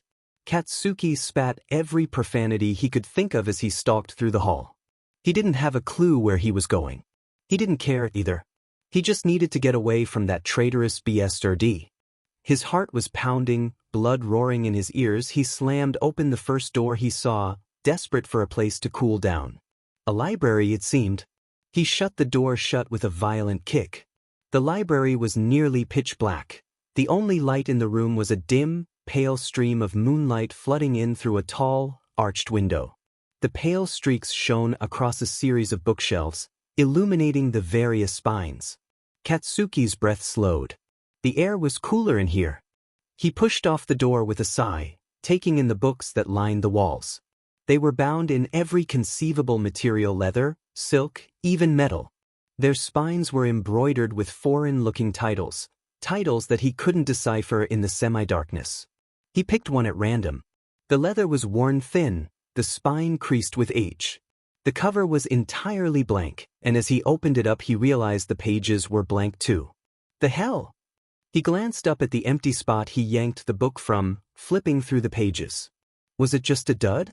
Some shitty, prank version of a real book? He grabbed another at random, a worn green cover with silver stitching. The cover of another, pale white with gold lettering. A black book, with a dark red spine. It was all of them. Every single one. Katsuki slammed the book shut, irritation clawing at his gut. An ornate, antique desk sat in the corner of the room. He skulked towards it, pulling the drawers open. They were all empty. Nothing but cobwebs. The entire room seemed like a prop, a well-furnished set piece for a play that no one was watching. He slumped into the antique chair, the wooden legs creaking underneath him. Frustration clawed at him, the anger slowly giving way to exhaustion. Was the whole estate like this? Just a bunch of pointless, useless rooms with nothing to goddamn show for it? The West Wing, he remembered. There's no way everyone was so uptight over some random but wing of the building if there wasn't something to be found there. Katsuki grunted as he forced himself to his feet with a newfound determination, namely, fueled by spite, taking one last look at the empty bookshelves before he stepped out of the library. The hall seemed to stretch further now, with nothing but the moon to guide him. His boots echoed off the marble as he wandered, passing countless doors. He opened a couple tentatively, and found the same thing as before, empty, empty, empty. He remembered seeing these exact rooms before when one of the servants had been giving him and Izuku a tour, but they'd all been filled with life as if trying to distract them with its beauty. Katsuki wandered blindly until he hit a dead end. A plain, wooden wall was there, but upon further inspection a door. It was almost like an afterthought, a tiny thing, barely bigger than a supply closet. It didn't have a knob, but a keyhole. Katsuki stared at it. Only now did he realize he could no longer hear the chatter of commotion in the dining hall, which was located in the east wing. This was a secluded part of the estate. He crouched down at the keyhole, pressing his eye against the cold metal. He could make out something on the other side, something long and dark. A hallway. Full of secrets, he thought devilishly. It was right there, within reach of his fingertips. He could almost feel it. But it was all too easy, was it not? There would be guards or something. There was no way the lady would leave this kind of place unguarded. But she did. And if she didn't, then, well, that was an issue for future Katsuki. He examined the door more thoroughly. He pressed a palm to the wood, testing how firm it was. It held well in place, but moved ever so slightly against the hinges. Just to double-check, he knocked on it a few times, listening to it echo throughout whatever was behind it. Hollow as a motherfucker. He stood, taking a step back. His lips curled into a twisted, satisfied smile as he realized the simplest solution would work best. He kicked down the door and stepped inside. His grin dropped immediately, replaced with confusion, then annoyance. It was a closet. A very big one, yes, but a closet nonetheless, with nothing inside but old cleaning supplies and dusty shelves. You gotta be shitting me, he grumbled, kicking a broom. He turned around dejectedly, about to leave, but something brushed against his leg. A draft.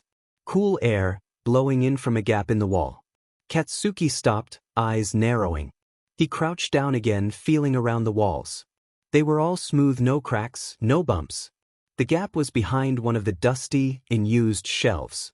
He pulled it out of place, wincing as it skid along the floor, and found the gap in the wall, big enough for a hand. No way. He tried shoving a hand through it, fingers flexing. They barely fit, and he clenched his jaw, forcing them in further. His knuckles brushed against something. A switch? He fumbled around until there was a small click, and the floor beneath him began to shake. Jesus Christ, he swore as the shelves slid away, revealing a hidden passageway. A cold sweat broke out across his forehead, and his heart pumped furiously. Fucking knew it, he said under his breath, the adrenaline rushing through him so intensely he felt lightheaded. He followed the secret corridor for what felt like an eternity, taking sharp turns and sloped drops, the walls so thin he had to step sideways. Finally, the tunnel widened, and Katsuki wasn't sure what he expected. The torture chamber, maybe, or an arsenal full of weapons. Hell, he'd settled for some sort of shitty villainous lair, something so stereotypically evil it would have actually been a comfort. He stumbled out of the hidden entrance, almost falling flat on his face. The tunnel had gotten so low that he had to crawl to get out, and the sudden expanse of the room made him stagger. It was a lab, he realized, a huge lab, spanning over what looked the size of the estate itself, but without the maze-like hallways. Rows and rows of tables, each one filled with various instruments and tubes. A series of desks were lined alongside the walls, a sea of paperwork atop them. It took Katsuki an entire minute to soak it all in. He was stunned until the excitement rushed back full force. He made a beeline for the closest desk, rifling through the papers like a madman. There was a thick, tattered notebook that caught his attention. At the top of the first page, it read, "Blood is the chemical fingerprint of one's identity." Noda, he thought. It carries circulating neuropeptides, hormonal profiles, microscopic exosomes containing information from the brain. These exosomes carry memory-associated proteins and identity-specific molecular patterns. Katsuki squinted at the page. It was some kind of scientific research on blood. The words all mixed together. Diagrams, however, were much easier to discern. And the illustration on the next page was of none other than the lady. Her jaw, to be exact. Katsuki followed his fingertip as it traced a circular bulb labeled hemosynaptic palatal gland. The sketch looked wrong. The gland sat behind the tongue like some tucked-away seed, a swollen pearl with thin branching ducts threading up into the soft palate. Almost like roots. Katsuki's tongue unconsciously poked around his mouth, but found nothing. Under the diagram, the handwriting slanted wildly. Upon contact with foreign blood, the gland initiates decoding. Neural exosomes are extracted instantaneously. Subject exhibits immediate hemodynamic resonance. Katsuki's throat clicked. He flipped the page. Another note more frantic. My lady's physiology suggests an evolved receptor system comparable to mirror neuron complexes, but optimized for infiltration. Her saliva contains catalytic enzymes capable of unspooling donor identity. Katsuki didn't even realize he'd braced a hand on the desk. Another line. Control is achieved through directed feedback along the hemosynaptic field. Behavioral override possible. Emotional suppression. Motor inhibition. Compliance. Signed, Midoriya. The name had him crinkling the edges of the notebook. It could have been any old doctor with the same name as Izuku's, it could have been. But he knew. Hifanji knew. Just look at his hair, look at his eyes. He looks just like Hisashi-san. You haven't heard of him? He was only the best scientist ever, besides the lady herself, of course. You resemble someone. Ah, Hisashi. You really could be his goddamn son, Katsuki's brain supplied. He was in the right place. No doubt about that. But his revelation should have felt satisfying, a sense of accomplishment for finding the secrets these BSards tried to hide, the secrets Izuku defended stupidly. He should have felt good about it, maybe a little smug even. Instead, he felt annoyed. How many times did he need to be proven right before Izuku actually listened? 4 years, Katsuki was Izuku's guiding light, the only person he'd ever needed to listen to and follow to the ends of the earth. And now what? Izuku was probably sitting somewhere with his head up their buttes, eating it all up, thinking Katsuki was the bad guy. Sure, he might push Izuku around a little, and sure, he was AD-. That was undeniable. He was cruel and angry, and arrogant. He knew all his traits like the back of his hand. But he was also right. All the time. Even if the rest of the world was against him, he could trust his instincts. Katsuki let out a frustrated noise, leaning back into the chair. He scanned the lab again. He was here, he was found what he had been suspecting from the beginning, and there was more sheet to be done. His gaze zeroed on a large, stainless steel container. It looked like a large, metallic refrigerator tucked away in the corner of the lab. It seemed to be switched on, humming and rumbling lowly. Specimen chamber B36, do not open. Katsuki was up in seconds, heading towards the tank. It was larger than he thought, towering over him with a thick handle on the front. No warning bells sounded when he grabbed it, the door flung open with ease. He was about to peer inside when a stiff, cold body slammed into him and sent him tumbling to the floor. The hell? He spluttered, kicking the thing off him and struggling to his feet. It was dark and the lab lights flickered, but he was able to see the blue-skinned corpse very clearly. It was a man short and gaunt, clad in a filthy white lab coat. Dark, green curls hung in frozen locks from his scalp, tangled and disheveled. At first, Katsuki thought his eyes were playing tricks on him. It looked like him. The same face he'd recognize anywhere, the same freckles dusted across his nose. But the body's skin was wrinkled with age, gray hairs intermingled on his scalp. The name tag read, Midoriya Hisashi. What the F-. Do you think Kaken is doing all right? Pay no mind. Himiko shrugged, digging into her second serving of he wasn't sure what, but it was delicious. All that matters now is that you enjoy. She poked his cheek affectionately, giggling at the way his face crinkled. Yourself. You don't need to worry about that, JRK. Izuku smiled weakly, nodding as he pushed at the food on his plate. I know. But he's really not a JRK, He trailed off, not really knowing where he was going with it. He has trouble expressing himself. That's a generous way of putting it. Izuku felt his shoulders tense, cheeks burning with embarrassment at the way Himiko rolled her eyes. He knew how people saw Kaken. Still, he couldn't just let her think he was nothing more than an unmanageable beast. He really is a good person. Todoroki glanced over. I think you should focus on yourself. His eyes pierced into Izuku's. You are weakened by your attachment to him. Izuku's lips drew taut, mouth flattening into a grim line of disapproval. I wouldn't say I'm attached. Would you prefer naive? I'd prefer it if you stopped speaking. He muttered, then flushed when he realized how impolite that sounded. I mean, I'm sorry, that was terribly rude. I don't. His shoulders hunched inward. Todoroki watched him with flat, unamused eyes, then sighed and leaned back in his chair. No matter. Just know that we are looking out for your best interests. Ochako's warm fingers slid into his hand, giving it a gentle squeeze. You deserve people who lift you up, not hold you back. Izuku wanted to argue, to defend Kaken's name, but his words died in his mouth. He stared at the table's surface, cheeks burning. Thank you, he murmured. I'll keep that in mind. Good. Himiko chirped, leaning forward to pinch his cheeks. No more talking about that, JRK, all right? The conversation lulled on, the subtle, gentle touches of fingers and palms, a constant, intoxicating presence keeping him at ease. Although they were technically strangers, he felt as if he'd known them for years. The people in the nest were so attentive, so warm in a way that made him melt like powdered snow under a blazing sun. It was like being wrapped in a blanket, tucked next to an open fireplace, warm all over. He still missed Kaken badly, but he could admit that it was easier to forget the ache when being treated so delicately. Izuku had lost count of how many times someone refilled his wine glass he was about to politely decline when a servant came around again, but instead of, a refill, sir, the man said, a prick of blood, please? A servant held a silver tray towards him.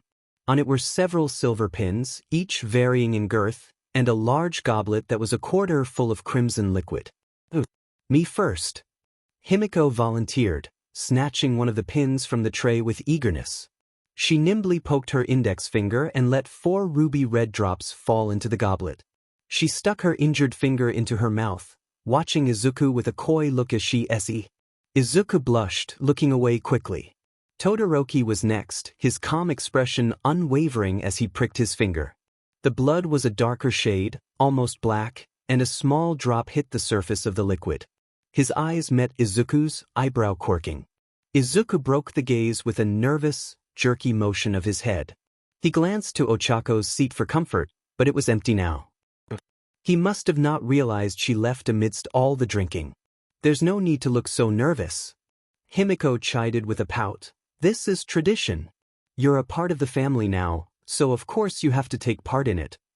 He chewed his lip, nervous. I do hope you aren't feeling coerced, Izuku. The voice of the woman in the corner caught him by surprise. He'd almost forgotten she was there. He looked to the lady, her gaze piercing but not unkind. Izuku shook his head, waving his hands with an apologetic smile. The thought of offending people who'd been so kind to him was enough to make him nauseous, physically nauseous. No, I don't feel pressured. I'm just a bit new to this. A lot of things, actually. He chuckled awkwardly as the woman tilted her head, expression blank. He took a breath and tried again. I'm sorry. I don't mean to be so. I really appreciate your hospitality and everything you've done for me. Let me just. He hesitantly held the sharpened silver in his palm and winced as it pierced his skin. Only a small drop fell, but it seemed sufficient enough for the dozens of expectant faces staring at him. Himiko clapped with glee. Excellent. And now a toast. As the dinner party came to a closing, Izuku found himself being led to the vast gardens surrounding the estate. Todoroki and Himiko strolled beside each other, talking softly while Izuku followed, still a little dizzy from the wine. They'd had a lot to drink as well, he noticed, and their words were tinged with the sweet lilt of alcohol. The grounds were expansive, full of colorful flowers, well-manicured grass and paved walkways. The moon was full and bright and the light of the stars twinkled in the dark. It was a pleasant night, but he found himself shivering as a chill breeze passed through nonetheless. Cold, Izuku? A bit, he admitted. He was about to say more when one soft, smooth palm was positioned on his nape. It was cool to the touch at first. Then, gradually, heat sunk into his skin, spreading warmth up his neck and through his body in steady waves. Feeling better? Todoroki asked, voice rich and even. Why, your hands so warm, he murmured. Oh. Todoroki hummed in acknowledgement, thumb circling the short curls at his neck. How are you doing that? I'm just releasing heat energy. He didn't sound proud of his incredible ability, like it was nothing special. Can you feel it? He nodded slowly. Michim. It's really nice. His gaze flickered to Himiko, a few paces ahead of them. She was humming as she gathered flowers at the entrance of the hedge maze. Do you think Ochako-chan will like these? She presented her selection of white chrysanthemums and lovely pink carnations, the petals catching in a stray breeze. She'll love them, he said with a soft smile. They followed as she skipped further down the path, chatting idly of nothing in particular. The labyrinth seemed to continue endlessly. At the center, the heart of the maze was a towering willow. The branches were low enough to form a perfect canopy, and a low wooden bench encircled its trunk. We should do this more often, Himiko murmured, twirling a flower between her nimble fingers. Relax on pretty spring nights, under the full moon. In the garden? No, the flower field next time. She corrected, resting her head on the trunk. That'd be perfect. Todoroki hummed lowly. With a picnic, he suggested. Yes. Himiko clapped, perking up excitedly. We could go out with a basket, filled with wine, fruits, cheese. Oh, it would be amazing. She gasped. And strawberries. Strawberries? Strawberries with that flavored cream Ochako-chan always makes. That sounds delicious. Oh, where is she anyway? Izuku piped up, resting beside Himiko. Who? Ochako, I haven't seen her since dinner. Himiko waved her hand nonchalantly. Dunno, she said something about using the bathroom and that was it. She stretched her arms out over her head and nuzzled into his thigh. Izuku watched with drowsy curiosity. His eyes fluttered, body heavy. Are you tired? Todoroki sat at his other side. Izuku yawned, leaning against him softly. I think so. It's been a really long night. His eyes widened a bit, remembering, I still need to find Kaken though, he's probably still upset. He moved to stand up, but Himiko grabbed his wrist, pulling him back down with a giggle. Don't worry about him. He's a big boy. He can take care of himself, I'm sure. Izuku couldn't stop himself from wringing his hands nervously. I know, it's just. I don't think he's doing very well. He's been a mess ever since, we came here.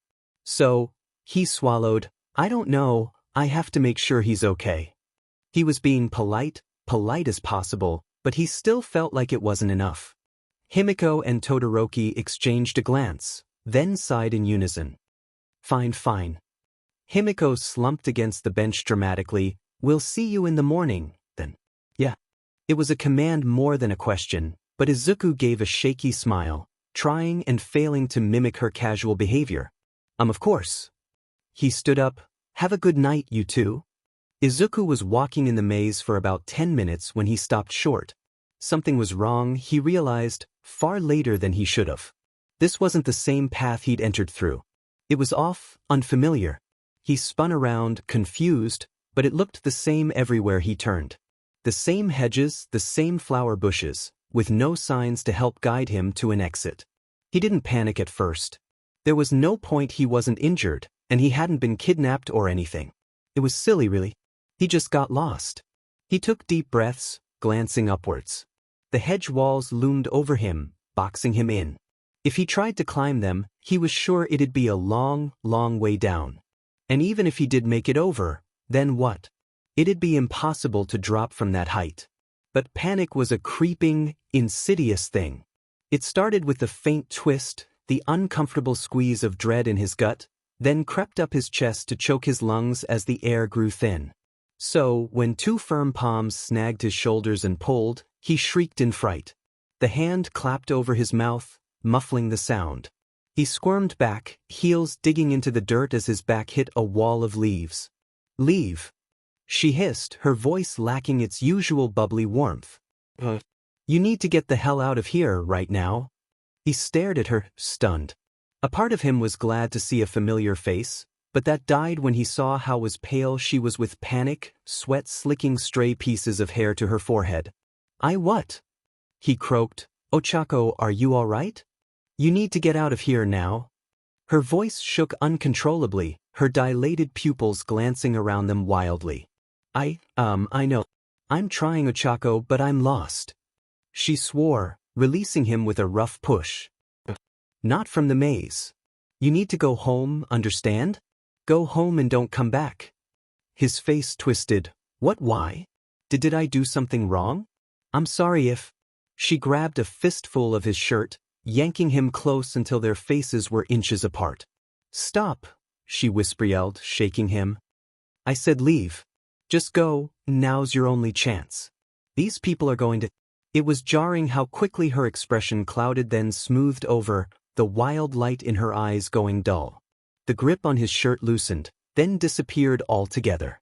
"Oh, I'm sorry," she said quietly. I don't think I feel very well." Izuku stared, bewildered, as she seemed to return to her normal self. She gave a shaky smile as she stepped back. "I've had too much to drink, I think." "Sorry for scaring you," she murmured, then started walking away. Wait. He stumbled, following after her. "I don't understand. What was that just now?" "Oh, nothing."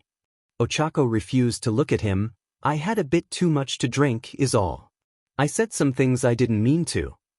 Izuku hesitated. "Ochako, please just tell me what's happening. You're scaring me." She glanced back for a moment, expression almost pitying when she met his gaze. "There's nothing to be scared of, Izuku. No one here is going to hurt you." She laughed softly. "You're being a little paranoid, you know? But you said some really strange things just now. You looked scary, terrifying, desperate. Just didn't seem like yourself." Her shoulders squared, eyes hardening. There it was, the steely resolve she'd had earlier. And then it vanished as she shook her head with a soft laugh. "I promise you, you're just overthinking it." He stumbled over his words, at a loss. She didn't look upset in the slightest. She looked as if she hadn't been gripping him in panicked stupor a minute prior at all. "I need to find Kaken." The words sounded flimsy, even to himself. Ochako's smile twitched, the corners pulling into an almost frown. "I wouldn't do that." He looked like he was in a pretty bad mood. "You saw him then? Where?" The silence that followed was terse and heavy, like the seconds before a storm. Her smile wavered. "You're better off not seeing him." Izuku stiffened, an uneasy feeling crawling up his spine. That's not your decision to make, Ochako. Where did you see Kaken?" "I just need to talk to him." Ochako's face was blank. He missed the warm, easy smiles she'd given him during dinner. "He was in a mood," she repeated as they walked out of the maze. He hadn't even realized they were still walking. "Didn't want to be bothered," he said, "especially not by you. You should just leave him alone." Although Izuku knew there was likely some truth in Kaken probably not wanting to see him, he knew she was deflecting. "I don't mind." He tried to keep his voice steady, confident. He wanted to be courteous to his hosts, to these people who'd done nothing but be hospitable to him. But whenever Kaken was involved, he tended to be reckless. "He's my servant, isn't he?" He resisted the urge to cringe as he said it. "I have the right to go to him anytime I want to. And I need to properly reprimand him for his behavior at dinner." He'd done it. He'd sounded authoritative, firm. Manipulative, his mind supplied bitterly. Ochako was quiet for a moment. Reprimand? You're really gonna DSPLN him? He nodded firmly. Of course. He was disrespectful and rude to our hosts. Not to mention the outburst he had, it was humiliating. It's a terrible first impression. I see. She murmured, the words laced with astonishment. Izuku's shoulders slumped with relief, the tension slipping away. So, you understand then? You'll tell me where he is. She didn't answer at first, pushing the front doors open, the grand manner yawning. Izuku's gaze darted around the foyer, but it was empty. He looked back to her with a frown, noticing her eyes were trained on the floor, jaw clenched. She suddenly looked upset, hands clenching into fists. Ochako! She jerked, blinking rapidly as she looked over at him. Are you sure you're all right? He asked cautiously, taking a step closer. She seemed to recover, smiling abstractly. I can't tell you where he is, but I can show you. Her smile tightened. Katsuki thumbed through the files he had stolen one more time, the words swimming in front of his eyes, repeating themselves ad nauseum. His head was pounding. He was tired. He'd spent the last hour poring through file after file, the information blurring into an amorphous blob, and the hour before that was spent trying to get out of the laboratory without being caught. He groaned, pinching the bridge of his nose. He'd concluded that Izuku's father, he grimaced remembering the feel of his cold, dead body, had not only been a scientist, but a sick effing freak.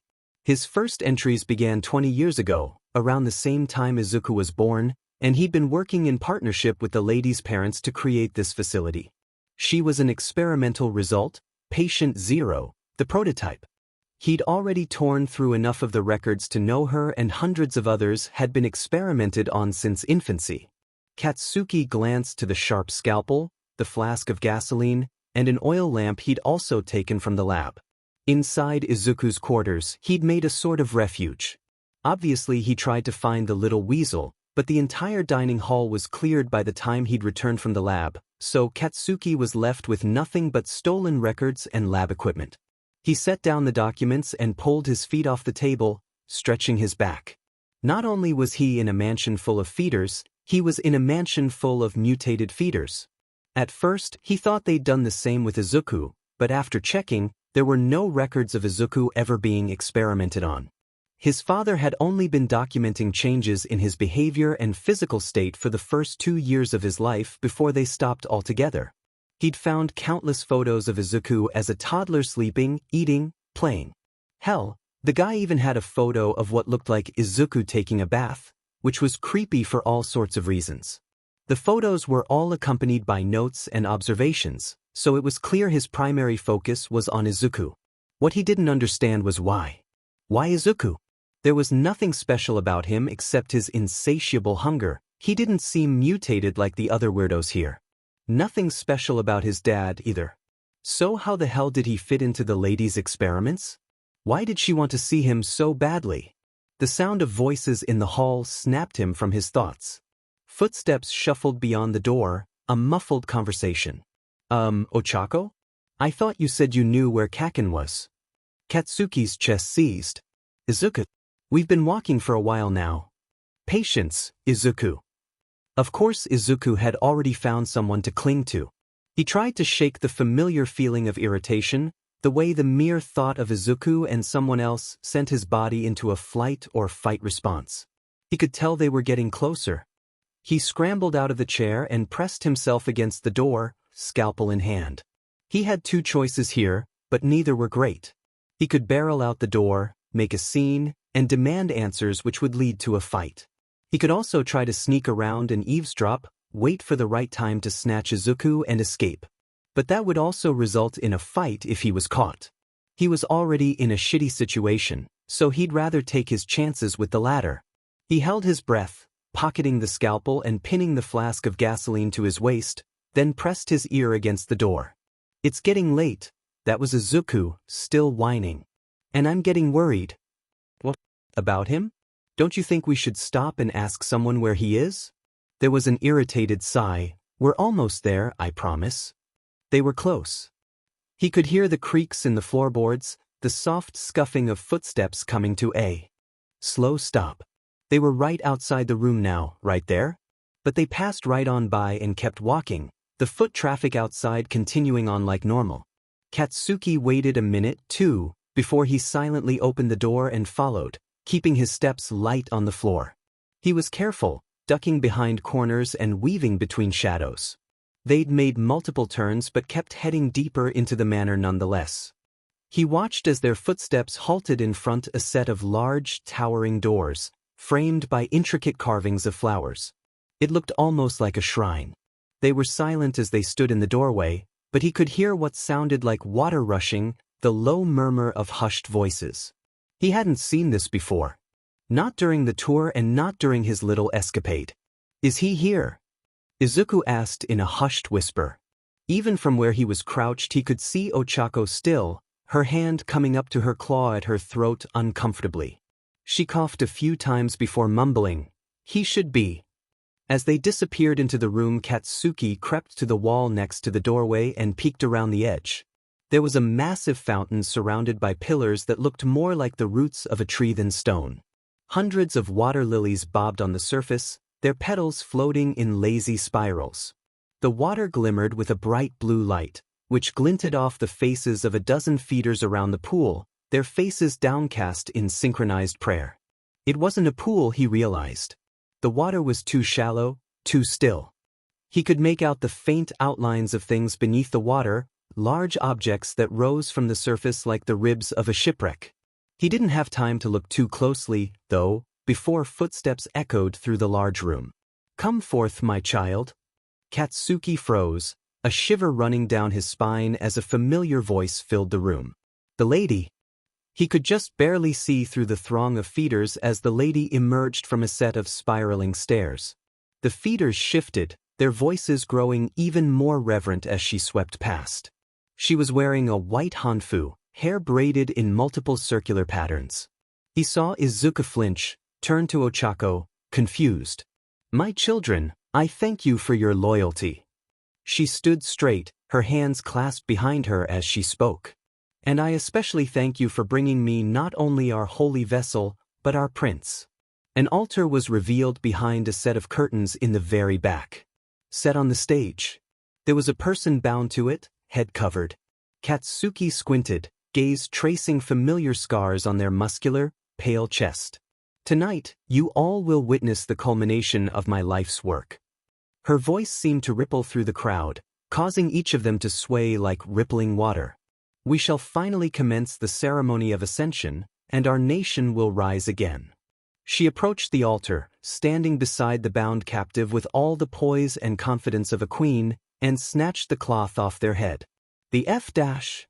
Katsuki couldn't control the words the scene pulled out from his throat. It was him. He stared at his own face in total disbelief, because that was him, bound on the altar, naked, body glistening in the glow from the pool. "Kaken!" Izuku's scream ripped through the room but was overpowered by the sudden, frenzied chanting that exploded from the feeders around them. Katsuki knew there was going to be some kind of fight, but when he had read through the scientific papers he didn't think it that he'd have to escape a cult. He'd thought it'd be another shitty experiment, but this was worse. Way worse. Ochako seemed to be trying to hold him back, but Izuku managed to break away, clawing 4 deep gashes across her cheek. Katsuki bolted from his hiding spot, heading after him, but collided with Hitoshi. At the sight of Katsuki's face he paled, he looked sick, uneasy. The feeders immediately froze, their heads turned to face the source. Izuku turned to. "What?" Izuku stumbled over his own feet, looking from the altar where the doppelganger was bound, to the Katsuki running towards him, to the lady as she froze. She was confused, he realized. She kept glancing between him and the doppelganger, her gaze hardening in uncertainty. "What is the meaning of this?" She spat, grabbing Hitoshi by his nape. "How are there two?" She gripped Hitoshi harder, nails digging into his skin. "Answer me now, what is this? Which one is our vessel? Which one?" Hitoshi was visibly shaken, sweat beading at his temples. He looked back and forth rapidly, as if searching for a response. I don't know, my lady," he stuttered. "I can't tell." She scowled, shoving him aside. I've spent years of my life on this, she growled, making quick succession to Izuku. And I will not fail because you cannot tell a human from an imitation. I will not. She grabbed one of the feeders by the hair, flinging them away in anger. Izuku was frantically looking between all of them, eyes wide. This? I don't. Katsuki ran through a mental checklist. Options were few. The feeders were clearly loyal to the lady. Izuku was useless in this situation as usual, and he still wasn't sure what the hell her motive was. Katsuki met Izuku's eyes, silently trying to convey one very important message: don't say a goddamn thing. Luckily Izuku, for all the times he was loud and obnoxious, had a surprising sense of situational awareness. He quickly shut his mouth even when the lady backhanded him. Since my subjects are so incompetent, she said haughtily, you, my prince, will inform me. Which is an abomination, and which is the true vessel of which you must consume. She grabbed Izuku's face, wrenching his jaw open with enough force to bring tears to his eyes. Tell me, child. He choked, whimpering as her nails drew blood. His gaze swept frantically to Katsuki, the altar, eyes wide with dread. Shut up, Izuku. Do the smart thing for once and shut up. He watched as her claws pinched Izuku's cheek, forcing his mouth open. If you don't answer me, she said, nails digging into his jugular, I will rip this neck apart and see for myself. I promise you that. I believe I know which one it is, my lady. Todoroki spoke up, emerging from the crowd with his head bowed. The doppelganger suddenly thrashed, moving for the first time since the commotion broke, eyes wide and pleading no, angry. Don't. Shut the hell up, shut up. It looked exactly like Katsuki and sounded exactly like him, but its tone was so desperate. It disgusted Katsuki to see his own face looking so terrified. The lady dropped Izuku and sneered at the double. You will be silent, she snapped, turning back to Todoroki. Go on. If I may speak freely? She nodded impatiently, beckoning with her hand. By all means. Instead of talking to her, he faced the double directly. Himiko, you need to stop this nonsense at once. This behavior is beneath you. I will not watch you debase yourself for such a selfish. Shut up, the double Himiko shouted, thrashing harder. You don't speak for me. You don't know anything. I'm the real one. I swear. I'm right. The lady turned to it with a smile so chilling it made her flinch. Why, I should have known my precious child would take such drastic, foolish actions to be the center of attention. Katsuki glanced to Izuku, who was slinking to the exit, trying to look small and inconspicuous.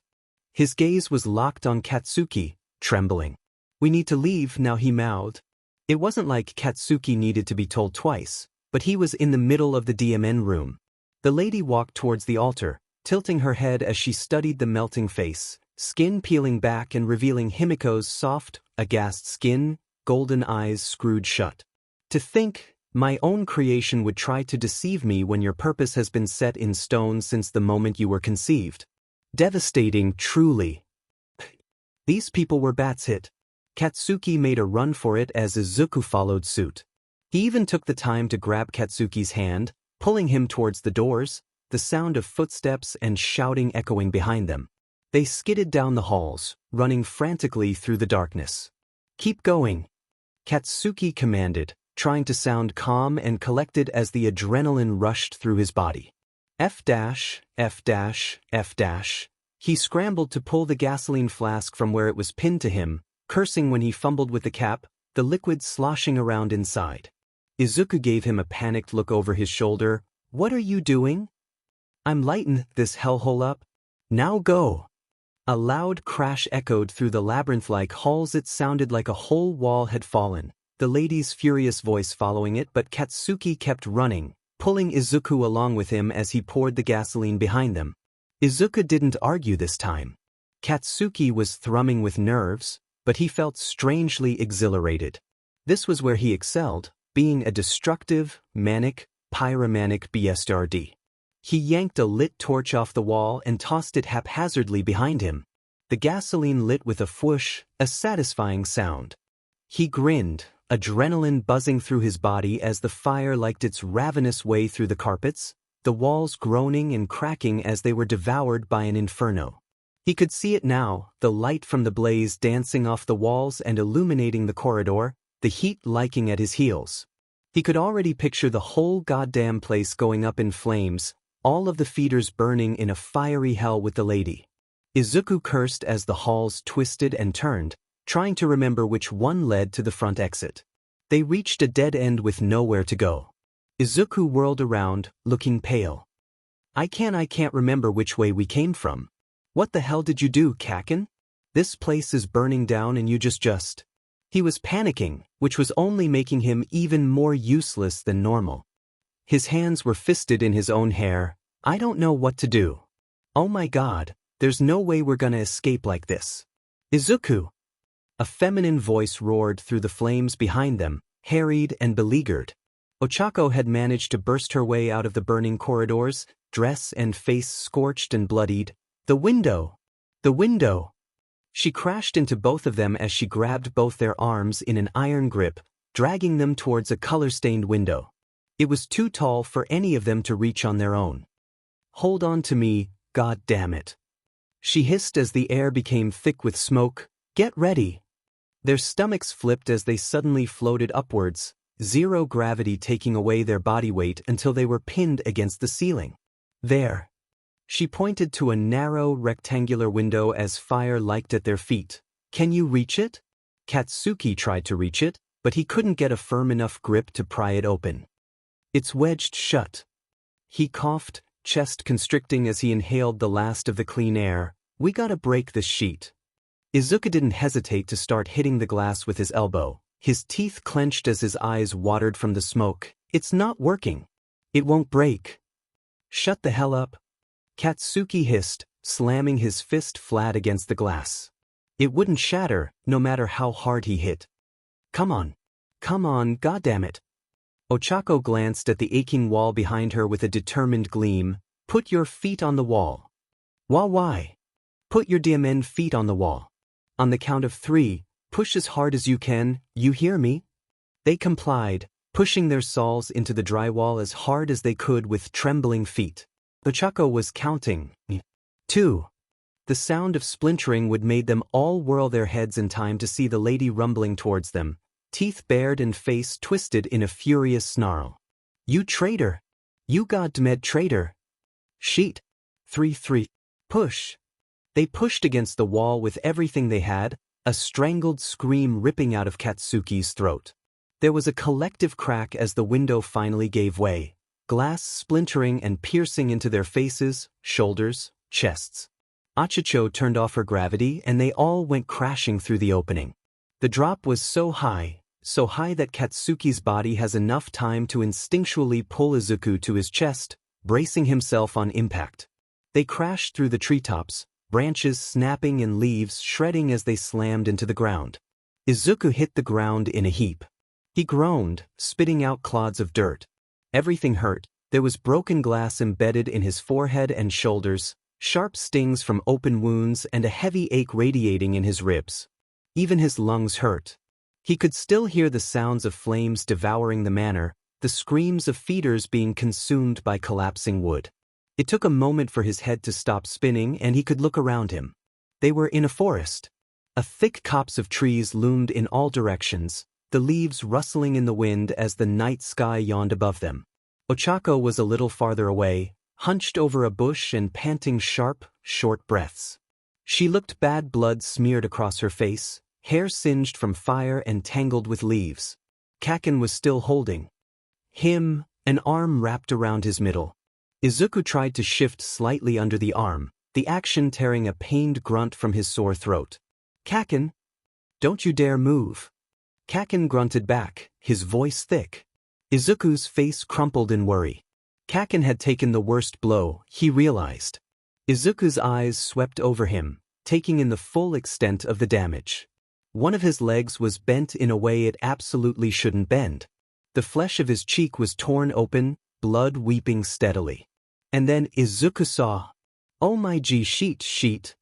There was a thick branch impaled through his side, the wood slick with dark red-black blood, the skin around it torn jaggedly. Kaken followed his wide-eyed gaze to the wound and his face twisted. He glanced back up to Izuku, wincing slightly. "Thought I told you to not fucking move, demand it." He growled, "It hurts." Kaken hissed, his face screwing up in pain. Izuku swallowed heavily, his heart pounding as he stared at the wood. That's really, really bad, Kaken. "We need to get it out, you need treatment, we have to." "Don't touch it," Kaken's words were clipped, strained. "Don't, Izuku." But Ochako crouched beside them wincing. She looked composed in the way shell-shocked soldiers do running into war, knowing there was nothing else to do but run. "No, he's right. It's the only thing keeping him from bleeding out right now. We need to cut it or something, so we can get moving." Kaken let out a low breath. He reached into his pocket with a forced, tiny smirk, revealing a scalpel, always prepared. He bragged, eyes screwed shut as he tried to stifle a hiss of pain. "But I think," he slurred, "I think I'm gonna close them eyes for a minute." Ochako peered into the ample barn, the only building surrounding the mansion that didn't catch fire. The only sound was the steady thud of hooves clicking against wood, the heavy huffs of the horses as they stood in their enclosures. She scanned the room for anything useful, eyes catching on a stack of tattered wool blankets in one of the stalls. "It's clear," she called out. Izuku stumbled in the next moment with Katsuki in his arms. He was still awake, his face flushed, breathing rapid. "Where do I put him?" "On the hay." Ochako gestured to one of the empty stalls, laying the blankets down as a makeshift bed. "I just put him right over there. Don't let him lay on his back, he needs to stay on his side or it might put too much pressure on the wound, and we don't want to aggravate it yet." It was easier to command, to think of the next plan of action rather than think of the look on Himiko's face before she died. She died. She busied herself in lighting a few lanterns, the warm glow casting long shadows across the barn. Izuku was hovering over Katsuki like a mother bird, his face whitened with worry. She watched as he positioned him on his side, taking Katsuki's face in both his hands and murmuring soft reassurance. It was nauseatingly tender, how gently he touched him. "Ochako-chan." The sweet, honeyed tone of Himiko's voice still rang in her ears. The memory was sullied by the sickening crunch of her skull in the palm of the lady's hand.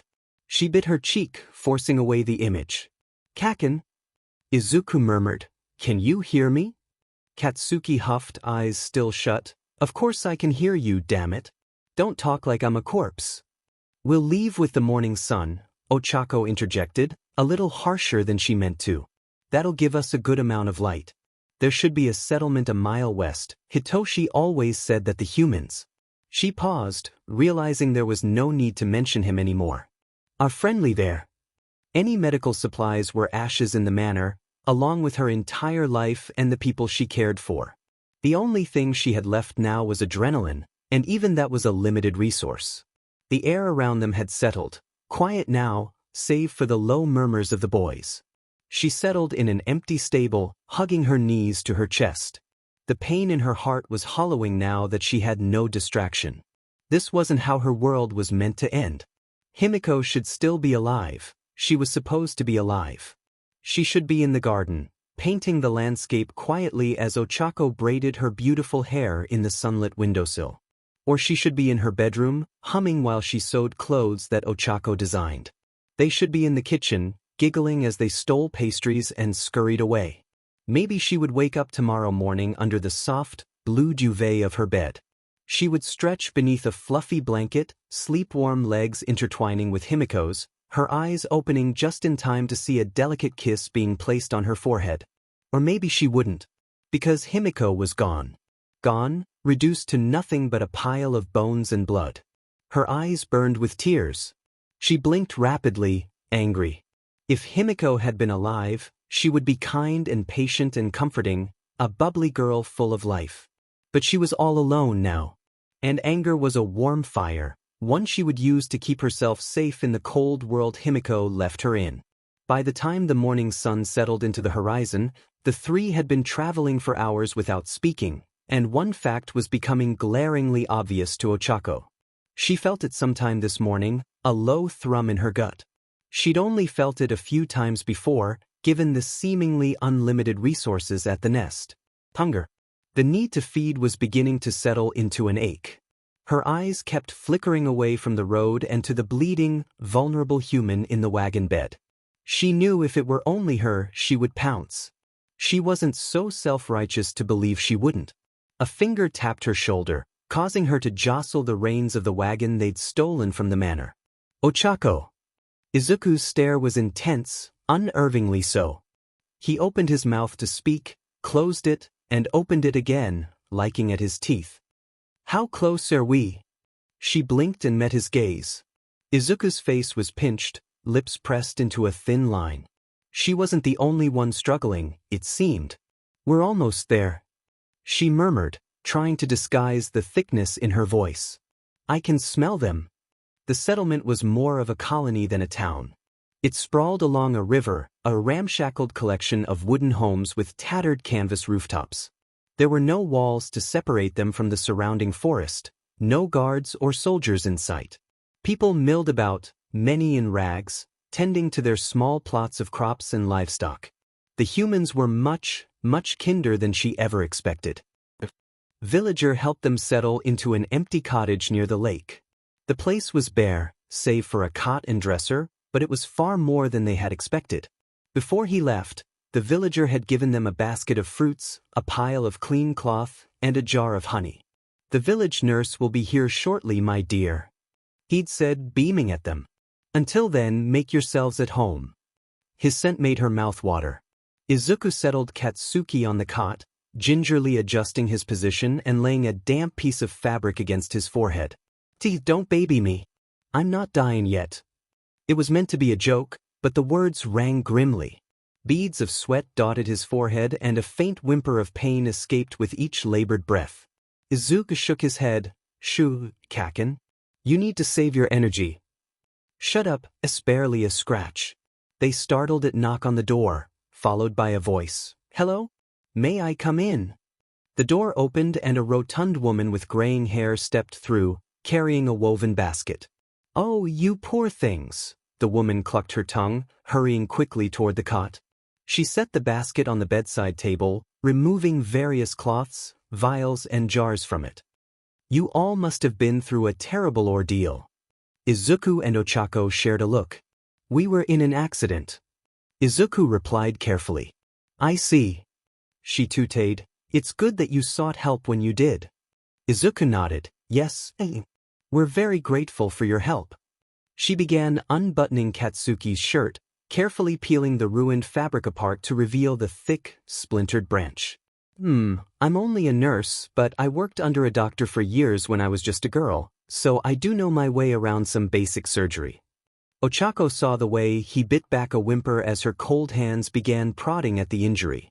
You're lucky this didn't hit any major organs, you might have bled out. Katsuki grumbled, strained. Yeah, so lucky. Now dear. Try not to talk too much. The woman admonished, but she was smiling softly, patting Katsuki's shoulder in an almost maternal gesture. The look she shot them was less warm, more stern. You'd best hold him down now. It was over as quickly as it had started. The nurse worked quickly, practiced, stitching the wound together with efficient movements. For his broken leg, Ochako had to look away. She had never heard the sound of bones before then, and it sounded too pleasant to her ears.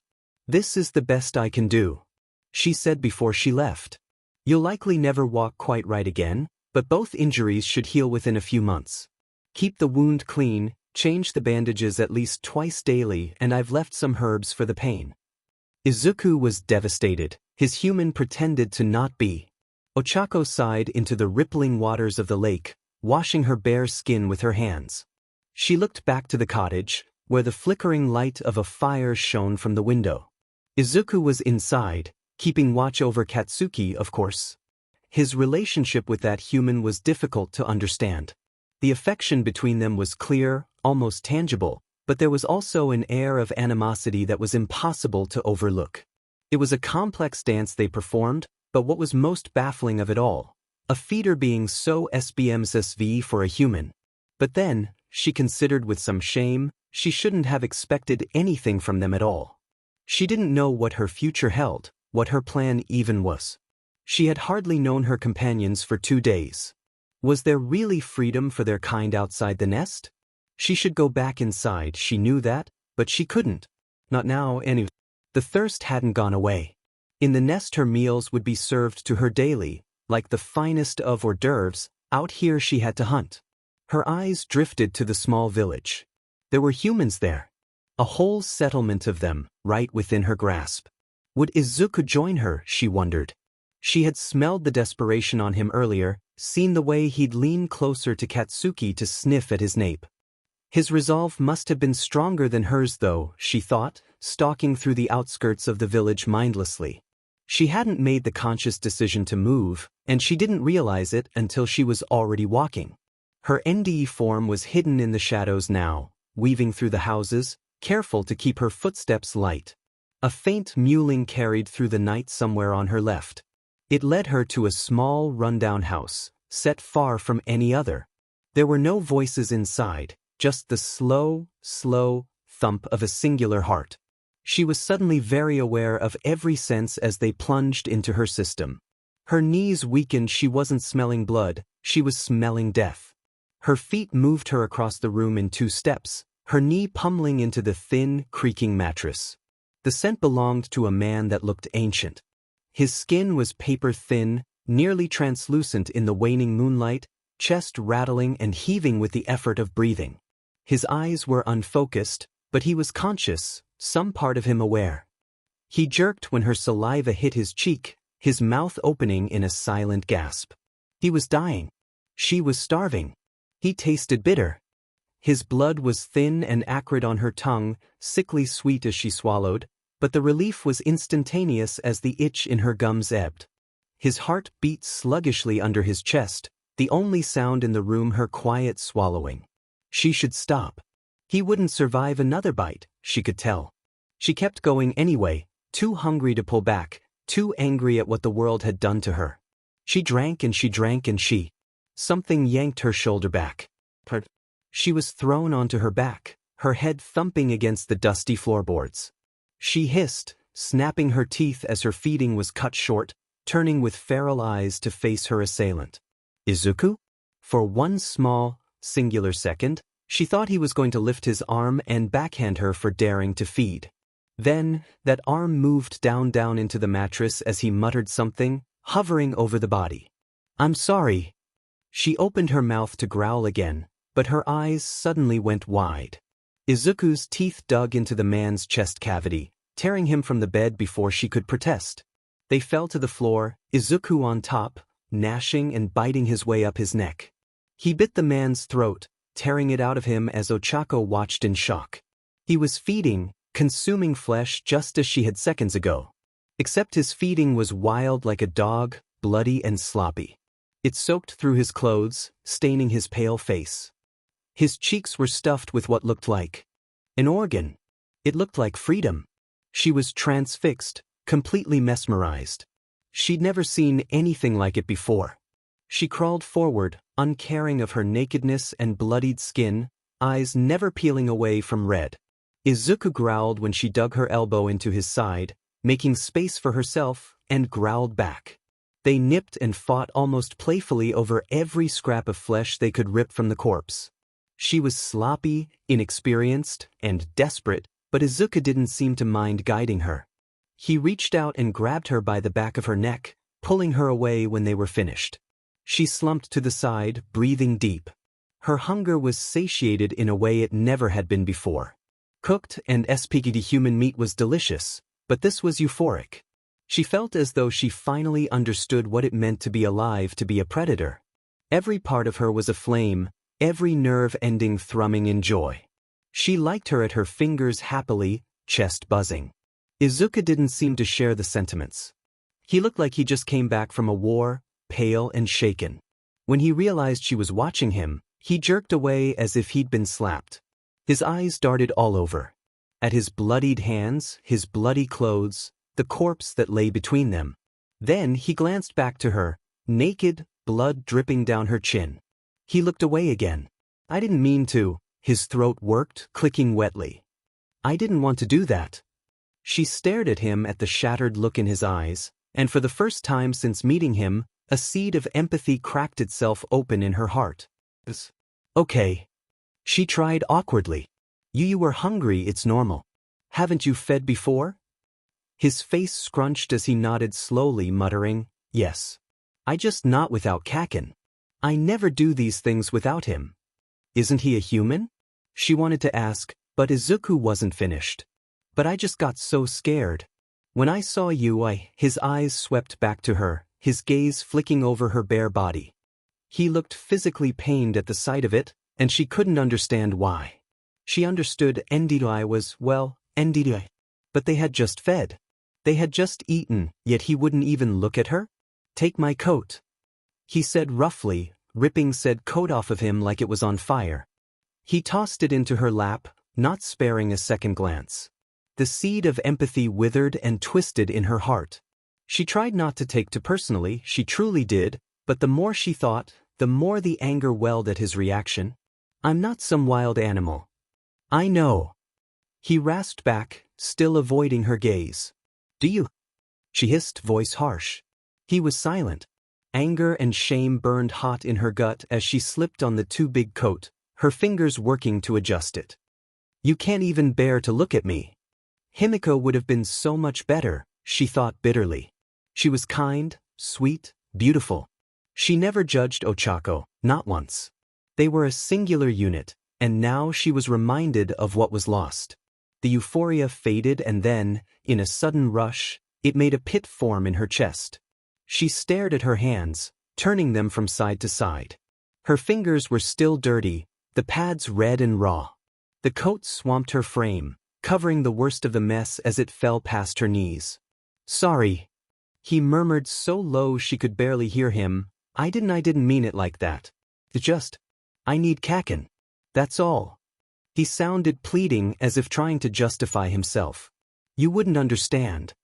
They were silent for a long, long while before she pushed herself up on her feet. She stood over him and crossed her arms. We need to clean up.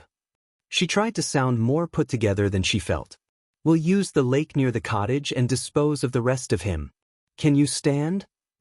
He looked up at her for the first time in minutes. Yeah, I think so. He used the footboard of the bed to force himself up, his legs shaking as if to collapse underneath him at any moment. He wobbled and leaned to the side. Can you? He gestured wordlessly at the remains, face paling again.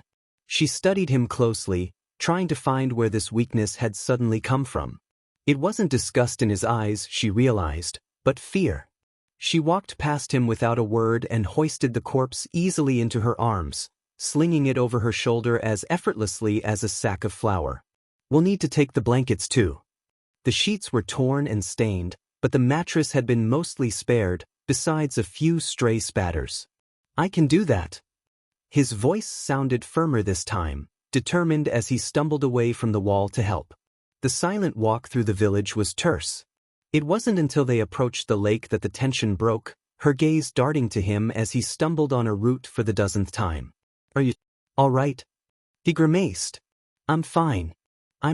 He stopped, panting. I don't like hurting people. Kakin doesn't let me feed by myself. I'm not good at handling it. He swallowed, pausing to catch his breath. She could smell the copper on his breath. That human was dying anyway, you didn't change his fate. She said bluntly. He didn't respond at first, staring blankly at the ground, jaw working back and forth. I know. He finally bit back, but I shouldn't do it on my own. I don't have any self-control. He gave a bitter laugh. You saw that. I just lose it. I can't handle it. But you weren't alone. They approached the bank of the lake. It seemed to me you handled yourself just fine. She dropped the remains into the water, the body sinking to the bottom as a dark cloud spread, staining the water around it. Izuku did the same with the sheets, watching the stains float to the surface. You have no idea the kind of things I've done when I'm not thinking straight. He whispered, voice so small it was nearly lost to the wind. She huffed a breath, staring wide-eyed at nothing in particular. She hadn't thought of that he had only known the nest for a day or so. His life before was a complete mystery, But he must have killed lots of people to be making a statement like that. How are you so calm? He continued. I'm not calm. She answered, dipping her body into the lake once more. But I can't afford to freak out right now. She beckoned for him to join. Or else I might never stop. That seemed to be all the explanation he needed. He slipped off his clothes and waded to the furthest end of the lake, silence engulfing them once more. When the bones were buried and their bodies cleansed, Izuku had fallen asleep on the cold, wooden floor next to Katsuki's cot. Like a dog, she thought curiously, tucking herself into the corner of the room. That night her dreams were filled with memories that did not belong to her. Flashes of strange faces and strange voices invaded her mind. She saw a man with green curls and a lab coat Hisashi cradling a small, crying boy. Does he have to be so loud? Her mouth had said. Come now, that's no way to speak of our prince. Have you forgotten already what the gods have bestowed upon us?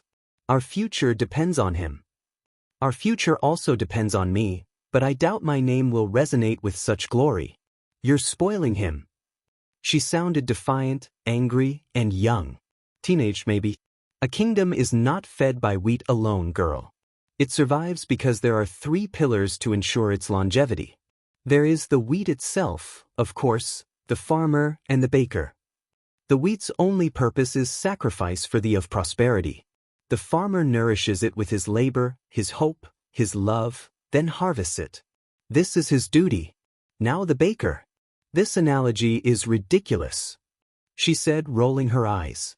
He presented the whimpering babe once more. Patience, child. I do have a purpose for bringing it up. You are the baker.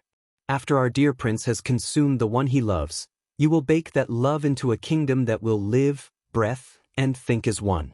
We will ascend, yet you treat this miracle with such cruelty. Ochako awoke with a gasp. She had no time to process a single thought before a sharp, piercing pain rattled through her temples. It wasn't a physical pain, it was complete mental agony. Synapses splitting and shooting into the deepest corners of her mind, drawing out thoughts and feelings she didn't recognize as her own. She was unable to control the flood of new data, each one slamming into the front of her skull. Grief, but not for Himiko, she realized. Anger. Deep, burning anger filled her lungs like smoke. Revenge. A need to make others feel the hurt she was experiencing. The pain left as quickly as it came, but when she caught her breath, she was hollow in a way she hadn't been before. Empty. It was an aching, terrible emptiness. It felt like something had been removed from her mind. She didn't have to think too long to know who. The lady had died. Ochako had been foolish enough to believe she died during the fire, but now she felt it in her core. A sudden, undeniable absence of another presence, one that had been there for as long as she remembered. Since she was a child, she woke up reaching for the pin by her bedside, ready to give the lady a drop of blood. Her mind would become hazy and she'd sit as a passenger in her body. It was a pleasurable kind of bliss, like her entire consciousness was being caressed in the lady's hands. She didn't realize until then just how comfortable it was. She'd grown used to the gentle, guiding pressure behind her eyes. Ochako carefully moved about the cottage, settling down eventually by Izuku. She watched him sleep with his arm reached towards Katsuki, not close enough to be touching but close enough to show the desire to. Izuku, she whispered, voice raspy. He didn't wake. That infant, the prince in that memory, was him. Ochako knew this. She and every other feeder in the nest knew of the prophecy, of course. It had been drilled into them since they were old enough to understand words. It was a tale that was told to them as a form of comfort, a promise of something better, something glorious. It was why she had warned him in that garden. She knew what would become of the feeders. Of Himiko. But they did not tell them there was more to the prophecy. The wheat's only purpose is sacrifice for the sake of prosperity. The farmer nourishes it with his labor, his hope, his love, then harvests it. Katsuki on the altar. Himiko in his place. The prophecy they had been told said nothing of the prince's companion, yet his death had been treated with the same significance of the prince's life. The memory had clearly made sure to emphasize its importance. She glanced at Katsuki's sleeping face, watching it twitch with the movement of his eyes beneath his closed lids. Anger. All of this made her angry, and this time the feeling belonged to her. If Katsuki, the real him, been on that altar, she wouldn't be here alone, cold, and terrified. Himiko never have lost her life. When we get big and strong, Himiko would promise when Ochako cried in her arms, we'll be human. We won't be scared of anything anymore, or do things we don't want to. I pinky promise. She supposed part of Himiko's wish had come true. She spent the last few moments of her life on that altar, posed as a human, screaming for a different future. She died a human.